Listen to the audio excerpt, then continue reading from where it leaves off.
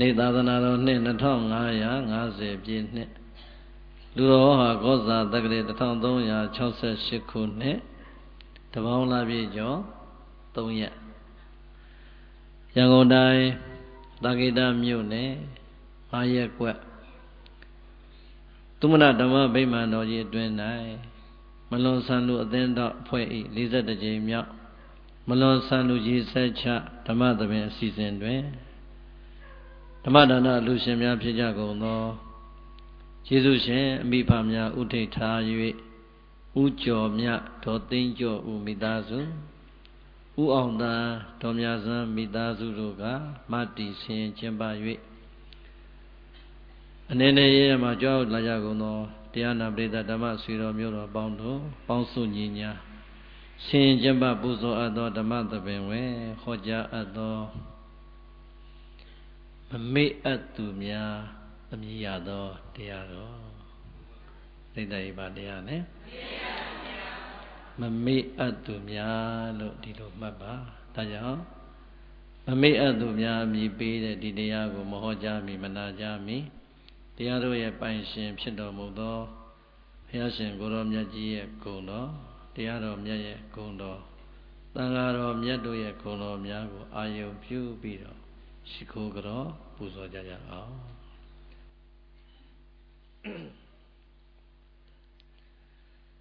ဘုဒ္ဓလောကေသမုပ္ပန္နော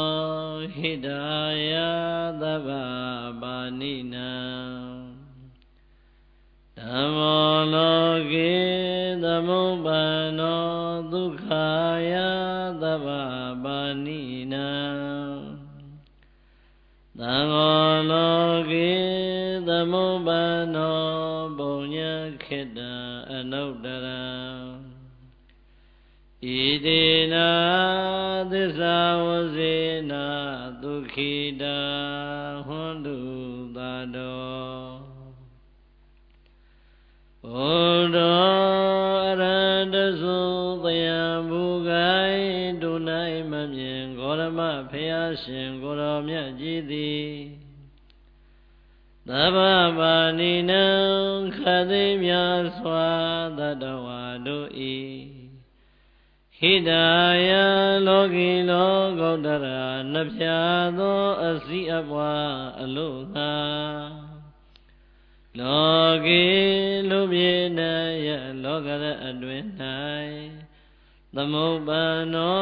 ကောင်းစွာမသွေပွင့်ထွန်းပေါ်ပေါက်တော်မူလာပါ၏ဓမ္မောမလီရံဖိုလီရံနိဗ္ဗာန်ပရိယုဆွာသောအမြတ်တော်သာစေပါသောတရားတော်မြတ်ကြီးသည်သဗ္ဗပါဏိနံခသိမြတ်စွာတတ္တဝါတို့ဤဒုက္ခယကိုချမ်းသာဖို့ယံစိတ်ချမ်းသာဖို့ယံဒီဘဝချမ်းသာဖို့ယံဘဝဓမ္မလွန်ချမ်းသာဖို့ယံအလို့ငါလောကီလူပြေနယလောကရအတွင်၌သမုပ္ပန္နောကောင်းစွာမသွေ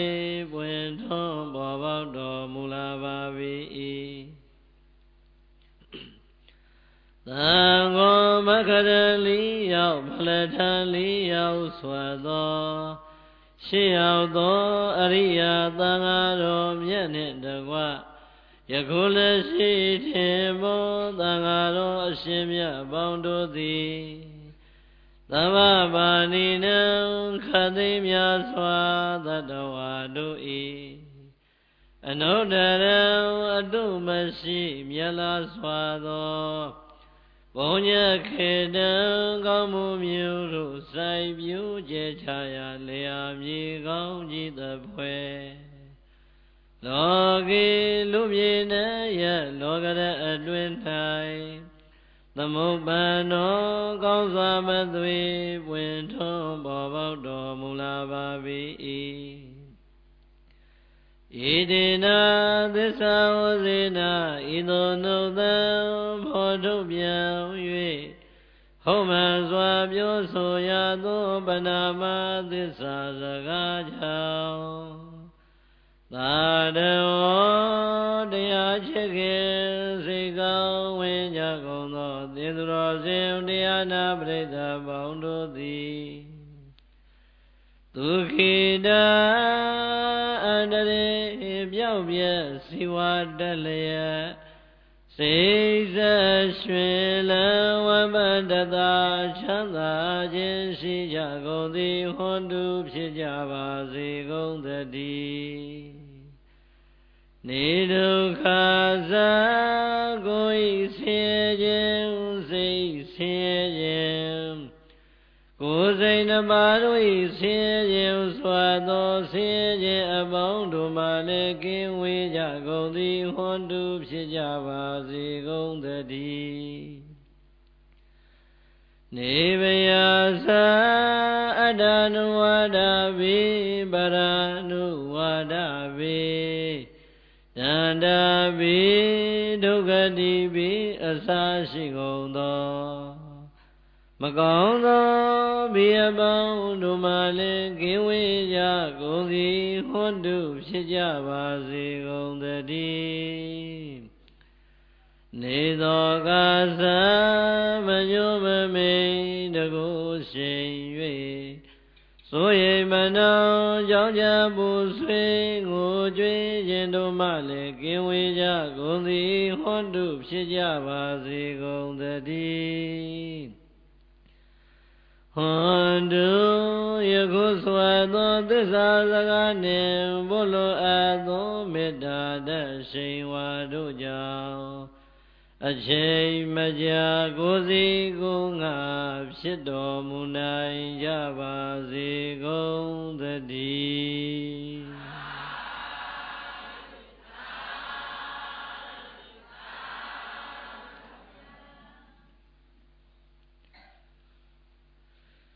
ချမ်းသာသလိုထပ်ပြီးတော့နာပါချမ်းချမ်းသာသာနာကြပါဘာတရားလဲ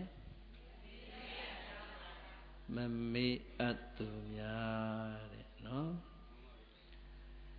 နာဗမေစီတဘာမတာသ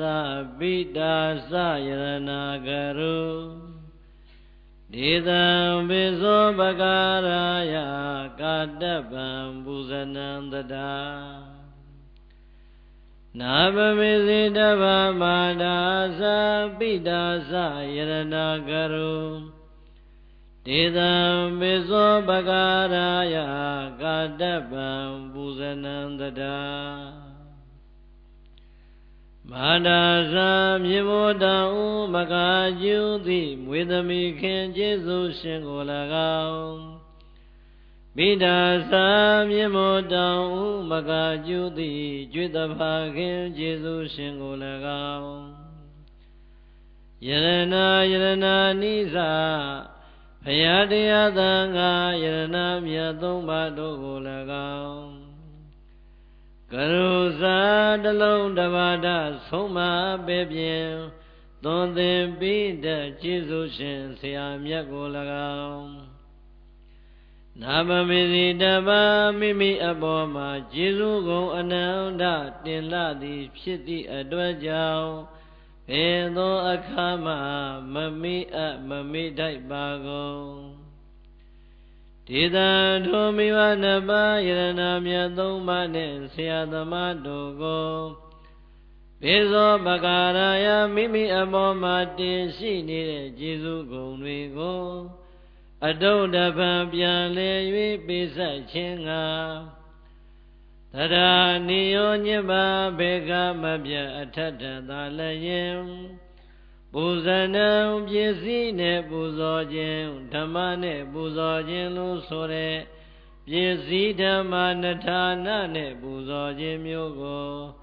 ဒုမေသင်သူတော်ကောင်းအပေါင်းတို့သည်ကာတဗံကာတဗမိဝကောင်းစွာမသွေပြုထိုင်ပါပေတော့တည်း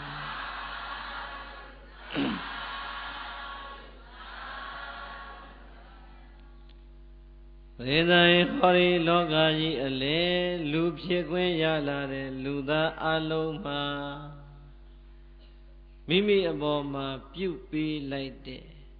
သူတစ်ပါးရဲ့ကျေးဇူးဂုဏ်ကိုအောက်မေ့တတ်တဲ့သူတော်ကောင်းနှလုံးသားရှိတဲ့ပုဂ္ဂိုလ်တိုင်းနဲ့ကိုယ်ဘဝရဲ့ကျေးဇူးရှင်တွေကိုရှာမယ်ဆိုရင်မြောက်များစွာမတွေ့နိုင်ဘူးလားဘဝတကူကိုအစာပြုလို့ရှာလိုက်တဲ့ကျေးဇူးရှင်တွေခံယူတတ်မယ်ဆိုရင်မြောက်များတွေ့ကြရပါလိမ့်မယ်တဲ့ပညာရေးနယ်ပယ်မှာတွေ့နိုင်မယ်စီးပွားရေးနယ်ပယ်မှာတွေ့နိုင်မယ်လူမှုရေးနယ်ပယ်မှာတွေ့နိုင်မယ်နော်အစင်းမြင်တဲ့စကားလေးနဲ့ပြောရင်ဘာသာရေးနယ်ပယ်မှာတွေ့နိုင်မယ်ဘယ်နယ်ပယ်မှာပဲကြည်ခံယူတတ်တဲ့နှလုံးသားသိတတ်တဲ့ကျေးဇူးဂုဏ်ကိုအာယုံပြုတတ်တဲ့သူတော်ကောင်းမှန်ရင်နဲ့ကျေးဇူးရှင်တွေမြောက်များစွာရှိပါမယ်ဟုတ်လားအေးအဲ့ဒီကျေးဇူးရှင်တွေထဲမှာဘယ်ပုဂ္ဂိုလ်ကဘလောက်ပဲကျေးဇူးဂုဏ်တွေများပါလဲလို့ဆိုဘယ်ပုဂ္ဂိုလ်ကမိမိအတွက်ကျေးဇူးတွေပြီးမဆက်နိုင်အောင်များပါတယ်လို့ဆိုတဲ့ဘသူကိုဘလောက်ပဲရည်ညွှန်းပြီးတော့ပြောပါစေလူသားအလုံးအတွက်လောကလေးကိုလူသားတယောက်ဘဝရောက်လာတဲ့အချိန်ကစပြီးတော့တကယ်ကျေးဇူးဂုဏ်များကြတဲ့ပုဂ္ဂိုလ်တွေကိုရှာကြမယ်ဆိုရင်အရင်ဥဆုံးတွေ့ရမှာကအဖေအမေတဲ့ကျေးဇူးကြီးမားတဲ့ပုဂ္ဂိုလ်ဆိုတာလောကကြီးအလယ်မှာရှာလို့ရပါမလားမရနိုင်ဘူးဟုတ်လားအဖေလောက်ကျေးဇူးများတဲ့ပုဂ္ဂိုလ်အမေလောက်ကျေးဇူးများတဲ့ပုဂ္ဂိုလ်လောကအလယ်မှာလူဖြစ်ခွင့်ရလာတဲ့လူသားအလုံးအတွက်ရှာလို့မတွေ့နိုင်ပါဘူးတဲ့အဲ့ဒီရှာမတွေ့နိုင်တဲ့ကျေးဇူးဂုဏ်တွေများလာပါတယ်ဆိုတဲ့မိဘနှစ်ပါးမှာတောင်မှနောက်တစ်ဆင့်ထက်ခွဲလိုက်မယ်ဆိုရင်နဲ့အဖေအပေါ်နဲ့အမေအပေါ်မှာကျေးဇူးကိုအာယုံပြုကြည့်တဲ့အခါသားသမီးတိုင်းကဘသူဘက်ကိုအလေးသာအမေဘက်ကိုအလေးသာတယ်ဟုတ်လားဒါကြောင့်အမေနဲ့အဖေတဲ့ကျေးဇူးတွေဂုဏ်တွေမြောက်များစွာကြီးမားပါတယ်ဆိုတဲ့ပုဂ္ဂိုလ်တွေနှုတ်ကဘလောက်ပင်ပြောပြီးတော့ရည်ရွတ်ပါစေတကယ်တမ်းလောကအလယ်မှာရှာရင်မတွေ့နိုင်ပါဘူးအမေလိုပါပဲအဖေလိုပါပဲလို့နှုတ်ကပြောခြင်းသလောက်ပြောပါစေအမေလိုတကယ်မဟုတ်ဘူးဆိုတာအဖေလိုတကယ်မဟုတ်ဘူးဆိုတာကတော့ဘဝအတွေ့အကြုံနေရင့်လာလေးသိလေးပါပဲဟုတ်တယ်မို့လားအမေလိုပဲအဖေလိုပဲတချို့ကအမလီကိုအမေပြီးတော့ဒီလောက်မခံစားရဘူးသူကျေးဇူးတွေနဲတာမဟုတ်ဘူးဆိုတဲ့စကားအထိမပြောဘူးလားနှုတ်ကပဲပြောတာပါဟုတ်လားလက်တွေဘဝမှာလူသားတယောက်အတွက်တကယ်ခံယူတတ်တဲ့ဂုဏ်ကျေးဇူးကိုသိတတ်တဲ့စိတ်ကောင်းစိတ်မြတ်ရှိမယ်ဆိုရင်နဲ့အဖေနဲ့အမေနှစ်ယောက်ရှိတာတောင်မှအမေကိုပို့ပြီးတော့ရှာလို့တွက်လို့ရပါတယ်ဒီတော့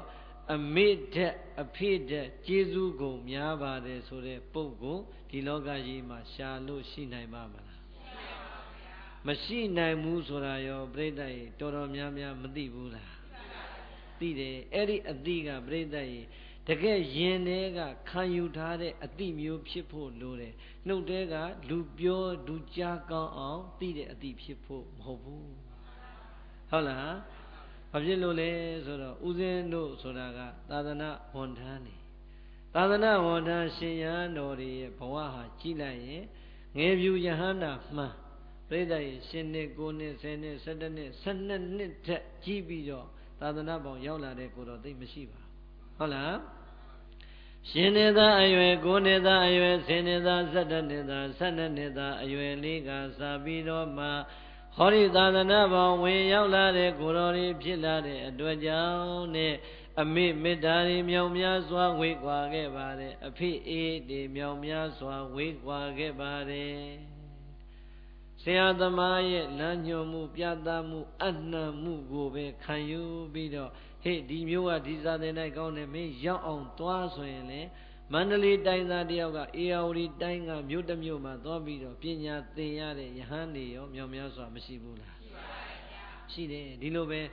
မြောင်မြဒေသကမွေးဖွားပြီးတော့မန္တလေးစကိုင်းကိုသွားပြီးတော့ပညာသင်ရတဲ့ပုဂ္ဂိုလ်တွေလည်းမြောင်များစွာရှိပါမယ်ဒီတော့ယဟန်နေသာမဏေရဲ့ဘဝဆိုတာကလူတကာဓမ္မရဲ့ပစ္စည်း၄ပါးကိုအမိပြုပြီးတော့ဘဝကိုအညွတ်တလူလူထိုးထောင်ထွက်လာအောင်ကြိုးစားရတာဆိုတော့တကယ်တမ်းဆက်ဆံရတာဦးဇင်းတို့ယဟန်နေမှာဆွေမျိုးတွေနဲ့ကအလွန်ဝေးပြီးတော့ဆွေမျိုးမဆက်တဲ့ပုဂ္ဂိုလ်တွေနဲ့အလွန်မနီးရဘူးလားနီးရတယ်ဆွမ်းခံတဲ့အိမ်တွေကြည့်လိုက်စမ်းမှဆွေမျိုးမပါပါဘူးယဟန်ခံတဲ့ဒကာကြီးတွေဒကမကြီးတွေကြည့်လိုက်စမ်းမှဆွေမျိုးမရှိသလောက်များပါတယ်ကျောင်းဒကာကြီးတွေဒကမကြီးတွေကြည့်လိုက်စမ်းမှဆွေမျိုးမတော်ပါဘူးဆွေမတော်မျိုးမဆက်တဲ့အဲ့ဒီပုဂ္ဂိုလ်ရဲ့စွမ်းသင်္ကန်းကျောင်းစီပစ္စည်း၄ပါးကိုအမိပြုပြီးတော့မှသာသနာမှာဘဝရဲ့အညွန့်တွေကိုထောင်ထွက်အောင်ကြိုးစားနေရတဲ့ဒီကိုယ်တော်အလုံးဟာပြိဿဒီတရားဓမ္မရဲ့မေတ္တာနဲ့ထိတွေ့ခွင့်နေအမြဲရမနေဘူးလားရနေတယ်ဟုတ်လားရနေတော့ဟောဆွမ်းတကဆွမ်းမနဲ့တွေ့လိုက်ပြန်တော့လေကို့အတွက်ဂယုတစိုက်လေးလုပ်ပြီးအိုးကြည်စမ်းငါအဖေမေမဟုတ်ပြီမဲ့ငါ့ကိုအဖေလိုမေလိုပဲဟာဂယုစိုက်တယ်ဟာဟောအဖေမေတယောက်တိုးမသွားဘူးလားတစုံတိုးပြန်ပြီကျောင်းတကာကျောင်းမတူမလီသူတို့သားတွေအိမ်မှာရှိရတဲ့ထိုးကျောင်းတက်ကကွင်လေးတွေဦးစင်းလေးတွေသူ့သားတွေလိုပဲလာကျွေးနေကြဟာဆိုတော့ရောအဖေမေတစုံမတိုးပြန်ဘူးလားတိုးရပြန်ပြီဟုတ်လားယဟန်တကာယဟန်မဆိုတော့ပိုဆိုးသွားပြီပစ္စည်း၄ပါးတကာဓမ္မပြည့်ခံယူလိုက်တော့အောင်မလီဖျားပေးတဲ့အဖေမေရပြန်ပြီဟာဆိုတော့ကျွတ်တို့ဘုန်းကြီးတွေမှာတော်တော်လေးရင်းနှီးလာရဲ့အမေလိုအဖေလိုရင်းရင်းနှီးနှီးနဲ့ကိုယ့်ဘက်ကမေတ္တာတွေမြောင်များစွာပြန်မပေးဘူးလားပြီးတယ်ဦးဇင်းတို့မှမဟုတ်ဘူးငယ်ပြူယဟန်တိုင်းဓမ္မမို့ရင်သာသနာမှာတကယ့်ဂုဏ်ကျေးဇူးကိုအောက်မေ့တတ်တဲ့ကိုတော်တိုင်းဟာတရားဓမ္မတွေနဲ့သွေးမတော်သားမဆက်တော်လည်းပဲအမေအဖေလိုတန်ရောစဉ်ရှိတန်ဖိုးထားလိုက်ရင်အမေအဖေလိုမျိုးပြန်ပြီးတော့မေတ္တာမပေးဘူးလားဒီတိုင်းပဲဒီတော့ဟောဒီကိုတော်တွေမှာသာသနာပေါင်းနေလိုက်တာမွေးလိုက်တဲ့အဖေနဲ့အမေကရွာမှာကြံခဲ့ပြီမဲ့မြို့ပေါ်မှာရောက်လာတော့တွေ့လိုက်တဲ့အဖေတွေအမေတွေမြောင်များစွာတဲ့အောင်မလေးငါအဖေလိုပဲငါအမေလိုပဲငါညီမလေးလိုပဲငါညီလေးလိုပဲငါအကိုကြီးအမကြီးလိုပဲလို့အောက်မေ့ပြီးတော့ပုံပေးလိုက်တဲ့မေတ္တာတွေအဟုတ်မှန်ပြီးတော့ပုံပေးလိုက်တာပြိဿသူတို့မကျေနပ်တာလေးတကွက်လောက်ရှိတော့နှခမ်းမောင်းတင်ပြီးတော့ကြောင်းမလာတဲ့တရားဓမ္မတွေရောမရှိဘူးလားအဲ့ကြမှာဩကြည်စမ်းငါတို့ကတော့ကြီးစုတွေကြီးမားလို့ကို့အဖေမေတို့သဘောထားတန်မိုးတွေထားလဲရတာစကားလေးတစ်လုံးမှားတာနဲ့လာတော့ဘူးဗျာပြောသွားသေးတယ်အောင်မလေးကြီးကျယ်မနေနဲ့ဘုန်းကြီးပေါ်ပါဟုတ်လားအဲ့ကြောင့်ပြိဿရေအဖေအမေလိုကောင်းတယ်ဆိုတဲ့ပုဂ္ဂိုလ်တွေရင်ထဲမှာခံစားပြီးတော့တကယ်ကြတော့ဘဝလောကရန်နဲ့ကြုံလိုက်တဲ့အခါစကားလေးတစ်ခွန်းကြောင့်အမူအရာလေးတစ်ချက်မှားတာကြောင့်ကြောင်းမလာတော့ဘူးဆိုတာကိုသိသွားတဲ့အခါကျတော့ဩဒီလောက်မေတ္တာတွေနဲ့ငယ်ငယ်လေးတွေကတင်းတနီစောင့်ရှောက်လာတဲ့တရားဓမ္မတော်မှာအပြောလေးတစ်ခွန်းမှာအနေတိုင်းလေးအမူအရာလေးတစ်ချက်မှားလိုက်တာနဲ့ငါတို့ကိုစိန်ကားရက်တယ်ဆိုတော့လောကကြီးမှာအဖေအမေဆိုတာကိုကတာသတ်မှတ်တာသူတို့ဘက်ကမေတ္တာကအဖေလိုအမေလိုမရှိပါလားဆိုတာပြိတ္တသိချမသွားဘူးလားသိချသွားတယ်မယုံမရှိနဲ့ငါတို့တွေအများကြီးပဲဟုတ်လားတိတ်ခါတတ်တဲ့ရဟန်းတကရဟန်းမှာရည်တွက်မယ်ဆိုရင်100တောင်ကျော်နေပြီဟုတ်လားအခုကျောင်းမှာ90တောင်ပြည့်အောင်မလာတော့ဟုတ်လားဟမ်အမလေးမလာတော့ဘူးကြီးကျယ်သွားပြီးနိုင်ငံတော်ကြီးဖြစ်သွားလို့ဟုတ်လားပြောသွားတာကတမျိုးဟုတ်လားပြန်ဆောင်တစ်ခဲခဲနဲ့တပည့်တော်တို့ကဒီနေ့စကားပြောဖို့အလှည့်ကြအောင်မလားကိုတော့ပြီးမပြီးနိုင်ဘူးကိုတော့ဘယ်ဟာဒီမှလည်းမသိဘူးကိုတော့နဲ့ဟုတ်လားအလီရွတ်တယ်လို့ရွတ်ပြီးနှခမ်းမောင်းတင်ပြောသွားတာဒီအများကြီးပဲဟုတ်လားတယ်လီဖုန်းနဲ့ချော်လဲမလာတော့ဟုတ်လားအိမ်ဒီမျက်နှာချိုလေးသွေးပြီးသွားလဲမလာတော့အဲ့ကြမှာဩအဖေအမေလိုပဲအဖေတို့အမေတို့လိုပဲကောင်းတယ်လို့ထင်ရတဲ့လူတွေတကယ်ကြတော့အဖေအမေနဲ့ဘာမှမဆိုင်ပါလားဆိုတာထင်ရှားမသွားဘူးလားတို့ပြိတ္တရောစီးပွားရေးနဲ့ပဲလူမှုရေးနဲ့ပဲပညာရေးနဲ့ပဲယာတုဂုံသိနဲ့ပဲဟုတ်လားဟာတပည့်တော်မောသိတ်ကောင်းတာဆရာတော်မိဘလိုပဲဆုံးမဆရာကြီးဆုံးမပေးဆရာကြီးပေးဆွန်ဆရာကြီးဆွန်တောင်းဆရာကြီးတောင်းလို့ဒီလိုအာယုံယူထားပေမဲ့ပြိတ္တအချင်းနေမပေးကြလေးတစ်ခွက်လောက်တွေ့သွားရင်အဲ့ဒီလူတွေပဲရံမဖြစ်ရဘူးလားအဖေအမေနဲ့တူတဲ့လူလောကမှာရှိလားရှိဘူးဟုတ်လားတူတဲ့လူမရှိဘူးအမှုတွေအမေတူနဲ့အဖုတွေအဖေတူတွေပဲရှိတာဟုတ်လားဟမ်ဒီတော့ဥစဉ်ပြောလို့တာကဟ ဟောဒီလောကရဲ့အလယ်မှာလောကတွေကိုရောက်လာတဲ့လူသားအလုံးအတွက်အဖေလိုအမေလိုတကယ်မေတ္တာကရုဏာမုဒိတာဥပေက္ခတရားထားနိုင်တဲ့ပုဂ္ဂိုလ်ဆိုတာဟောဒီလောကအလယ်မှာတကယ်မရှိပါဘူးမကောင်းဘူးလို့ပြောတာမဟုတ်ဘူးနော်ကောင်းရင်ကောင်းမယ်အဖေမေတ္တာပို့နိုင်ပါမလားမပို့နိုင်ဘူးဟုတ်လားဒါကြောင့်ပဲမြတ်စွာဘုရားကမိဘတွေရဲ့ဂုဏ်ကျေးဇူးတွေကိုထုတ်လိုက်တဲ့အခါမှာဗျမပြေကဗျမကြီးတွေသည်မေတ္တာကရုဏာမုဒိတာဥပေက္ခဆိုတဲ့ဗျမစိုးတရား၄ပါးလက်ကင်ထားပြီးတော့ဇံချမ်းသာနဲ့ချမ်းချမ်းသာသာနေကြပါတယ်အေးဗျမပြေကဗျမကြီးတွေရဲ့နှလုံးသားမှာအမြဲတမ်းမေတ္တာကရုဏာမုဒိတာဥပေက္ခဆိုတဲ့ဗျမစိုးတရား၄ပါးလက်ကင်ထားပြီးတော့ဇံချမ်းသာလေးနဲ့ချမ်းချမ်းသာသာနေကြသလိုပါပဲဟောဒီလောကကြီးထဲမှာသာသမီမြောင်များစွာကိုမွေးဖွားလိုက်တဲ့မိဘတိုင်းသည်မိမိရဲ့ကမွေးဖွားခွင့်မရသေးတဲ့ယင်နဲ့လွယ်ထားတဲ့သာသမီလေးတွေကိုမမြင်ရစဉ်ကာလကလေးကသာမန်သမီးမမတိမဘာမှမသိသေးတဲ့ကာလကလေးကမေတ္တာမြောင်များစွာကိန်းနေပါပြီအမေတို့အဖေတို့ရဲ့နှလုံးသားထဲမှာဟိုစာရေးဆရာတွေတချင်းဆရာတွေဆိုကြရေးကြသလိုဘဝလက်နှလုံးပကုံးလက်နဲ့တဲ့ဝါဘတ်တော်ကစီနှစ်နဲ့ဆိုတာကထားလိုက်အောင်အမေတယောက်ရဲ့နှလုံးသားထဲမှာဟောဒီရင်သွေးဟုတ်လားယောက်ျားဖြစ်လာမလားမိန်းမဖြစ်လာမလားမသိစဉ်ကာလတလသားလောက်အရွယ်ပဋိသန္ဓေတီဗီဆိုတဲ့ကဆရာဝန်ကပြောလိုက်ပြီဆိုရင်အမေရင်ထဲမှာဒီရင်သွေးလေးအတွက်ကြီးမားတဲ့မေတ္တာဓာတ်တွေပေါ်မလာဘူးလားပေါ်လာတယ်ဟုတ်လားဦးဇင်းဒီတရားကိုဒီရက်ပိုင်းမှာဒီတရားပဲဟောနေတယ်ဘာဖြစ်လို့အဲ့ဒီတရားဟောလဲဆိုရင်အမေတရားရဲ့ခံစားချက်ကိုကိုယ်တိုင်ကြုံတွေ့ခဲ့ရလို့ဟုတ်လားဦးဇင်းတို့ဟိုဘက်နေ့ဒီမနေ့ကတမြန်နေ့ဟိုဘက်တမြန်နေ့ဟိုဘက်ကနေရပေါ့လေရက်လေစွမ်းတစ်ခုသွားပြီးတော့ဖုံးပေးရတယ်ကလေးမလေးကအသက်28နှစ်နဲ့ဆုံးသွားတာရက်လေမှာလဲဦးဇင်းတို့ကိုယ်တိုင်ကြွပြီးတော့တရားဟောပေးတယ်တရဏဂုံတင်တော့လေရေဝေးသုတ်တံမှာဦးဇင်းနဲ့ဖြူစရာတော်ဘုရားကြီးကိုယ်တိုင်နှစ်ပါးကြွပြီးတော့တရဏဂုံတင်ပေးတယ်။ဘာဖြစ်လို့လဲအဲ့ဒီအတိုင်းဝိုင်းကဦးဇင်းတို့တရားဓမ္မတွေဖြစ်နေတော့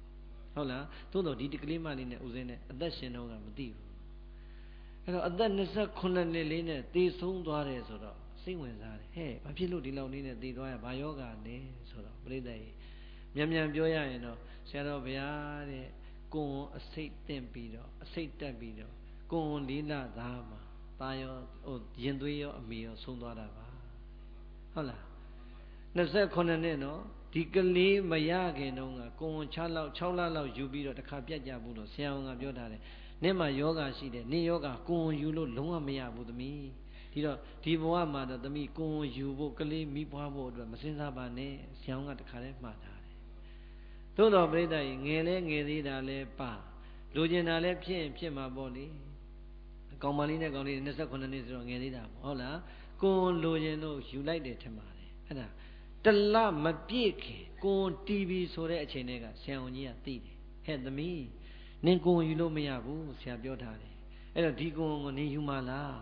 ဘယ်လိုလုပ်မလဲဒါကတော့ဆရာဝန်တယောက်အနေနဲ့ဘုန်းကြီးတစ်ပါးအနေနဲ့ပြောလို့မကောင်းဟဲ့ဖြတ်ချလိုက်လို့ပြောလို့ကောင်းမှမလားဆရာဟဲ့သမီးဒီကုန်းနင်းကိုယူမလို့လားနင်းယူလို့မရဘူးနော်နင်းဖြစ်ကလေးဖြစ်တယောက်ယောက်အန္တရာယ်ဖြစ်လိမ့်မယ်ပြောပေမဲ့လေတလာသာဘာမှခြေလက်မပေါ်သေးတဲ့ဒီကုန်းကိုယူပြီးတဲ့ဒီကလေးမရဲ့မေတ္တာမိခင်လောင်းရဲ့မေတ္တာဘလောက်ကြီးမားလဲဆိုရင်ဆရာတဲ့ကျမကျမ်းမာရေးကိုဂရုစိုက်ပြီးတော့ဘာမှမလုပ်ပါဘူးကျမ်းမာရေးဂရုစိုက်ပြီးနေပါမယ်အခုဘုရားစာသူတို့လူပြောသလိုပေါ့ဘုရားစာတွေလည်းအများကြီးရွတ်ပါတယ်ကျမဒီကလေးကိုလိုချင်တဲ့ဆရာရဲ့ကျမမဖြတ်ပြရစီနဲ့ဒီရင်သွေးကိုကျမလူပြေကိုလူဘဝကိုရောက်အောင်ခေါ်ခြင်းပါတယ်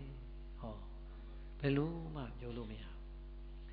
ဘာမှမသိတဲ့လာသားအရွယ်ရင်သွေးတီးပြီးဆိုကြတဲ့က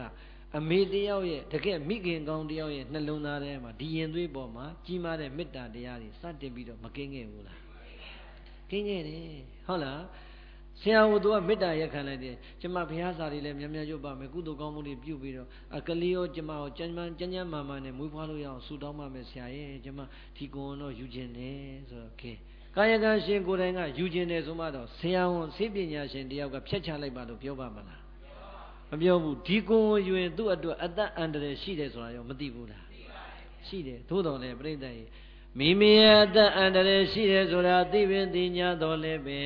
မိမိကိုအကြောင်းပြုပြီးတော့လူဘဝကိုရောက်လာမယ်ဟဲ့ဒီသွေးသားဟောဒီကိုယ်နဲ့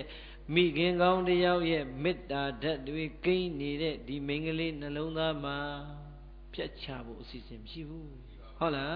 ဒီတော့ကိုယ်ယူလာလိုက်တာပြိဿရဲ့စောစောကပြောထားသလိုပဲကိုယ်လေးလာရတဲ့အချိန်အကောင်းကြီးကနေပဲအသက်ရှူကျက်တယ်လို့ဆေးရုံသွားလိုက်တာပြိဿရဲ့သူ့အမေကတော့သိမယ်မထင်သေးဘူးသေကနီးနေလို့ဟိုကကလေးကနေပြီးတော့ဘုရားစာလေးပါလေရွတ်ပေးပါနာကျင်လို့ပြောနေတာကိုပြိဿရဲ့အော်လူကြီးတွေအဲ့ဒီသိမယ်မထင်သေးဘူးတဲ့မထင်မဲ့ဖဲနဲ့သေသွားတဲ့အခါကျမှရင်ခွဲကြည့်လိုက်တော့ကလေးကသေနေတာတစ်ပတ်လောက်ရှိပြီကဲပြိဿရဲ့ဝမ်းနေစရာမကောင်းဘူးလားဒီကုန်းကတကယ်ကျမ်းမာကြီးကိုချစ်တဲ့ဟာငါ့ကိုငါတော့ပုံမချစ်နိုင်ဘူးဒီရင်သွေးအတွက်တော့ငါအသေးမခံနိုင်ဘူးဆိုပြီးတော့တိလာတဲ့အချိန်မှာဖြတ်ချရင်ရောမရဘူးလားတကယ်မိခင်ကောင်းနှလုံးသားတကယ်မိခင်ကောင်းရဲ့မေတ္တာစိတ်ကိန်းသွားတဲ့အမျိုးသမီးတယောက်အတွက်မိမိကိုယ်ကိုဖြတ်ချရတဲ့အစိပ်ပိုင်းရှိပါမလားမရှိဘူးဒါကြောင့်တို့စာထဲမှာတွေ့ခဲ့တဲ့အမေမေတ္တာဆိုတာဒီကနေ့လက်တွေ့ကြားလိုက်ရတာပဲလို့ဆရာတော်နဲ့ဦးဇင်းနဲ့လက်ကုပ်ပြီးတော့တပတ်နဲ့တပတ်ပြောမိတယ်ဟုတ်လားဒါကြောင့်ဘာပဲပြောငါမိဘတွေနဲ့ပတ်သက်တဲ့မမေ့အပ်တဲ့ဂုဏ်ကျေးဇူးတွေတော့တတိပေးတဲ့အနေနဲ့တရားတစ်ပုဒ်ထုတ်မှပဲလို့ဒီတရားကိုဟောတာဦးဇင်း4နေရာလောက်ပဲရှိပါသေးတယ်ဟုတ်လားဒါကြောင့်ဗျမပြေကဗျမကြီးတွေသည်မေတ္တာကရုဏာမုဒိတာဥပေက္ခဆိုတဲ့ဗျမစိုးတရား၄ပါးလက်ကင်ထားပြီးတော့ဇံချမ်းသာနဲ့နေကြသလိုပါပဲဟောဒီလောကကြီးထဲမှာသာသမီအလုံးတို့ရဲ့မိဘအပေါင်းသည်သာသမီလေးတွေကိုမွေးပြီးတဲ့အချိန်ဆိုတာကအလွန်ကိုနောက်ကြပါသေးတယ်မမွေးခင်ကိုယူစဉ်ကာလကလေးကကိုလွယ်ခွင့်ရလိုက်တဲ့အမေနှလုံးသားထဲမှာလေအမေဘဝမရောက်သေးပေမဲ့အမေမေတ္တာတွေကိန်းနေပါပြီငါရင်နဲ့လွယ်တာတဲ့ဂုဏ်လေးငါအပူတွေအငန်းတွေအချိုတွေအခါတွေအဆက်တွေများစားရင်ဟောဒီကလေးဒုက္ခများရောက်လေမလားရဲ့လို့ယသတဏှာကိုဖယ်ခွာပြီးတော့ရှောင်ရှားရင်းနဲ့အမေရဲ့မေတ္တာတရားတွေကိုကြီးကြီးမားမားနဲ့ပြခဲ့ရပါတယ်မိမိရဲ့နေမှုထိုင်မှုတွေမှာဟောဒီကိုယ်အတွက်ကြီးကြီးမားမားတတိတရားတွေလက်ကင်ထားခဲ့ရပါတယ်အမေချမ်းချမ်းသာသာနဲ့ဒီကိုယ်ကိုမွေးဖွားပြီးတော့လူဘုံအလယ်မှာသားတယောက်သမီးတယောက်ဘဝကိုရောက်အောင်ခေါ်နိုင်ဖို့ရန်အဖေရဲ့ကြီးမားတဲ့စောင့်ရှောက်မှုကလည်းပဲအယက်သမားဖြစ်ပါစေဖေသမားဖြစ်ပါစေဆိုင်ကားသမားဖြစ်ပါစေကူလီသမားဖြစ်ပါစေဒီကိုယ်အတွက်အဖေဟာလက်တွဲပေါ်အဖြစ်နဲ့မယုံကန်ခဲ့ရဘူးလားယုံကန်ခဲ့ရတယ်ဟုတ်လားလွယ်နေတဲ့အမေရဲ့နှလုံးသားထဲမှာလည်းအေးမြဖြူစင်တဲ့မေတ္တာတရားတွေမမြင်ရသေးတဲ့သာမမသိသမီးမမသိတဲ့ရင်သွေးရဲ့အပေါ်မှာကြီးမားစွာကိန်းနေပါပြီမွေးဖွားဖို့ရန်အတွက်အစဉ်သင်ချမ်းချမ်းသာသာမွေးဖွားနိုင်ဖို့ရန်ချွေးတန်တရဲ့ရဲ့နဲ့ကြိုးစားပေးနေတဲ့အဖေကောင်းလေးရဲ့မေတ္တာကလည်းပဲမမြင်ရသေးတဲ့ရင်သွေးလေးအတွက်ယူယူမိုက်မိုက်နဲ့ချစ်ခဲ့ကြပါပြီဒီတော့အမေတို့အဖေတို့ရဲ့အေးမြဖြူစင်တဲ့မေတ္တာတရားကိုအတိအမှတ်ပြုတော့မယ်ဆိုရင်အဲ့ဒီအချိန်လေးကိုစတင်မတွေးလို့ရပါမလား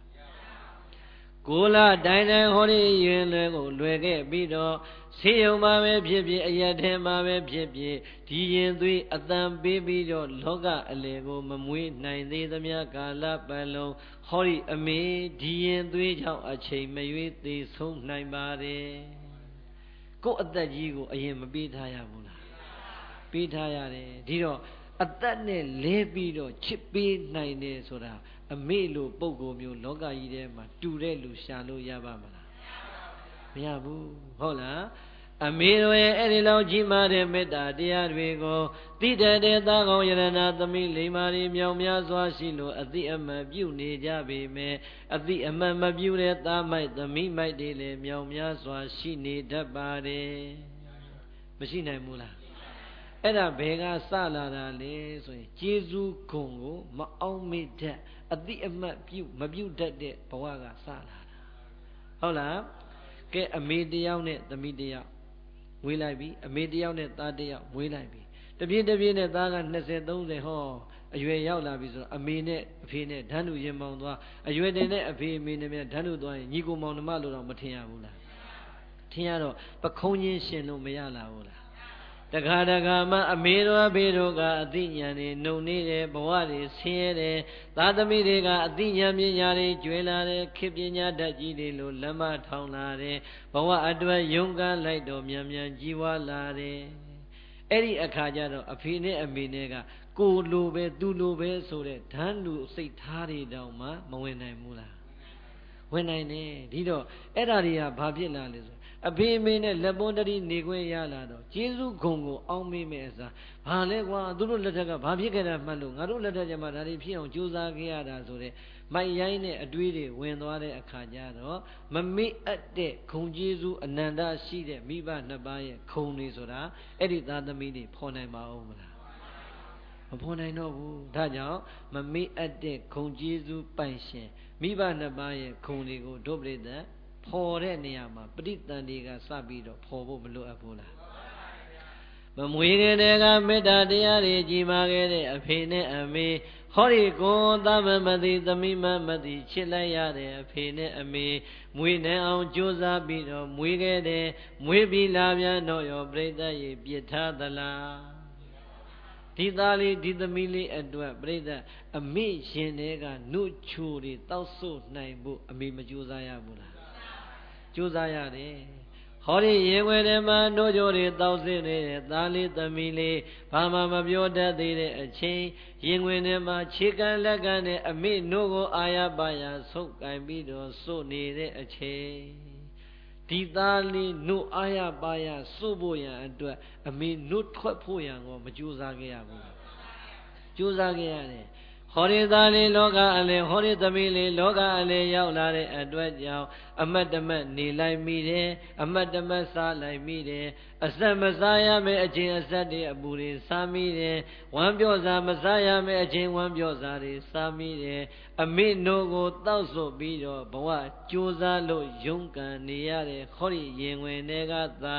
ဟောဒီရင်ဝင်တွေကသမီးရဲ့ခန္ဓာကိုယ်တွေကိုအမေသွေးတွေဝင်သွားတဲ့အခါ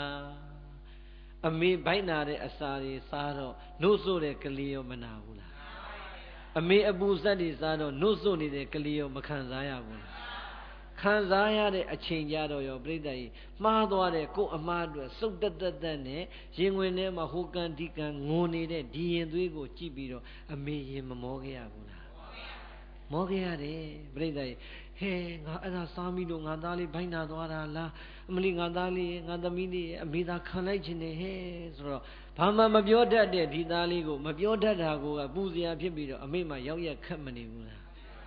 ခတ်နေတယ်အမလီကျုပ်ကဒါပြိတ္တစားတွေလဲပါလေလက်တွေလဲအကုန်ရှောက်မေးထားတာကိုအမေရှိတော့အမေရှောက်ရှောက်မေးတာဟုတ်လားအဲ့တော့အမေရှောက်ရှောက်မေးတဲ့ဘူးသူကတခါကျတော့ဘုန်းကြီးကသာသွားတာဟိုတလောကလက်ဗုဒ္ဓသွားတရားဟောတော့လေအဲ့မှာဘသူရောက်နေလဲဆိုဦးဇင်းတို့နဲ့17နှစ်12နှစ်သားတွေကခင်ခဲ့တဲ့ကောင်လေးတွေသူတို့ဇနီးမောင်နဲ့အိမ်တော်ကြပြီးအဲ့မှာလက်ဗုဒ္ဓမှာရောက်နေတော့ကောင်လေးတွေကောင်မလေးကျုပ်စီတာသူကလေးလေးကလည်းအဲ့လိုပဲ3လခွဲ4လလောက်ပဲရှိအောင်ပဲကလေးလေးကိုသူတို့ကအမှန်ဘုန်းကြီးနဲ့ဆိုရင်ခေါင်းလေးပါလေးကန်ပြေးလေးပါယူအန်တယ်ကင်းတယ်ဆိုခေါ်တာကလေးကငိုတာဦးဇင်းဘက်ကိုပြီးလို့မရဘူးဟဲ့ကလေးကဦးဇင်းကကြည့်ပြီးတော့မနေနိုင်တဲ့ဘုန်းကြီးဟုတ်လားလူကြားတဲ့ကိုယ့်အကိုပြောမှမနေမပြောဟဲ့နင်ကလေးကငိုလိုက်တာဟမ်နင်မနေ့ကဘာစားလဲလို့နင်ငုံသီးမြစားလားမသိဘိုင်းနာတာလားမသိဘူးလို့ဟုတ်လားကလေးကငိုလိုက်တာဆိုဟုတ်လားမျက်စောင်းတခဲခဲနဲ့သူ့ရောက်ခမကြီးအမလေးတော့ဘုန်းကြီးကမသိသေးတော့ဟုတ်လားဓမ္မကြီးဘာဖြစ်လို့ဟုတ်တယ်လေတဲ့ဘုံဘုံပြောတယ်မနေ့ကရခိုင်ဘုံတီသွားစားတာလေတဲ့စားခြင်းလုံးတော့သွားစားခုကလေးကဘိုင်းနာပြီပေါ့တဲ့ဘုံဘုံပြောတာအကုန်လုံးဟုတ်တယ်ဆိုတော့အမဲငါတည်းဟုတ်ပါလားဟုတ်လားရှော့မတွန်းနဲ့ဘုန်းကြီးဒီခေဘုန်းကြီးနေအကုန်လုံးလေ့လာထားတာလို့တော်သေးတာပေါ့အဲ့ဒါလို့ထင်တော့အမလေးဒီဘုန်းကြီးငယ်ပြူမဟောရလားမသိဘူးတော့သွားပြီဟုတ်လားဟုတ်လားအဲ့တော့မင်းတို့ဓမ္မဂတိကဆိုအဲ့ဒါအကုန်လေ့လာထားတယ်အဲ့တော့မှအော်ကြည်စမ်းအမေနို့ကိုဓာတ်ရိုက်စို့နေတဲ့ဒီကလေးမှာအမေရဲ့ပေးဆက်လိုက်တဲ့အရာအလုံးအကောင်းရောအဆိုးရောမခံစားရဘူးခံစားရတာသိလိုက်ပြီဆိုတော့အဲ့ဒီကလေးမှလည်းအဲ့ဒီလိုပဲအေးဟုတ်ပါဘုံဘုံရင်ဘုံဘုံမသိတပည့်မသိဘူးအမတမန်နဲ့မလီသားလေးရဲ့သားလေးတအားနဲ့ဗိုက်တင်နာနေလားသူ့မှာသူဘာလို့မှမသိဘူးဟုတ်လားသူကလေးကိုရေခဲကပ်ပြီးရင်ကောင်းမလားမသိဘူးတဲ့ဟုတ်လားဗိုက်နာရေခဲမြကပ်ပြီးရင်တတ်တာမလားမသိအေးသွားမလုံးနဲ့အသာထားလိုက်အဲ့ဒါတော့ငါလည်းဆက်မပြောတတ်တော့ဘူးဟုတ်လား အဲ့တော့ပြိဿမေတ္တာတွေနဲ့မြောင်များစွာပေးမွေးလာတဲ့ဒီသားသမီးပြိဿမျက်ရည်လေးတွေကျလာပြီဆိုရင်ငိုတန်လေးတွေထွက်လာပြီဆိုရင်ငယ်ငယ်လေးပဲဖြစ်ဖြစ်ကြီးကြီးပဲဖြစ်ဖြစ်အမေတွေအဖေတွေရဲ့နှလုံးသားထဲမှာခံစားနိုင်ရလားအောင်မလေးငါသားလေးဘာကြောင့်မျက်ရည်ကျတာလဲငါသမီးလေးဘာကြောင့်မျက်ရည်ကျတာလဲမုံမိုးမရလို့လားစာမေးဝဲမဖြေနိုင်လို့လားဘသူကဘာပြောလိုက်လို့လဲဆိုတဲ့အမေရဲ့နှုတ်ကကရုဏာတတ်တဲ့အတန်တွေရက်ွယ်ထဲမှာလဲကြားရပါလိမ့်မယ်ကိုယ်တိုင်လဲပြောဘူးပါလိမ့်မယ်ကိုယ်တိုင်လဲကြားဘူးပါလိမ့်မယ်ဗျမ္မာကြီးတည်းရဲ့နှလုံးသားမှာမေတ္တာပြီးတော့ကရုဏာနှလုံးသားနဲ့နေသလိုပဲတဲ့အမေတို့အဖေတို့ရဲ့နှလုံးသားထဲမှာဟောဒီသားသမီးတွေကိုမေတ္တာတစ်ခုတည်းပေးတာဟောရတာနောက်ကတစ်ခုမြင်လာခဲ့တဲ့သုတ်တသက်သက်နဲ့ခံစားရတဲ့ကရုဏာအတန်လေးလေအမေတို့အဖေတို့ရဲ့နှုတ်ကခဏခဏကြားရဘူးပါတယ်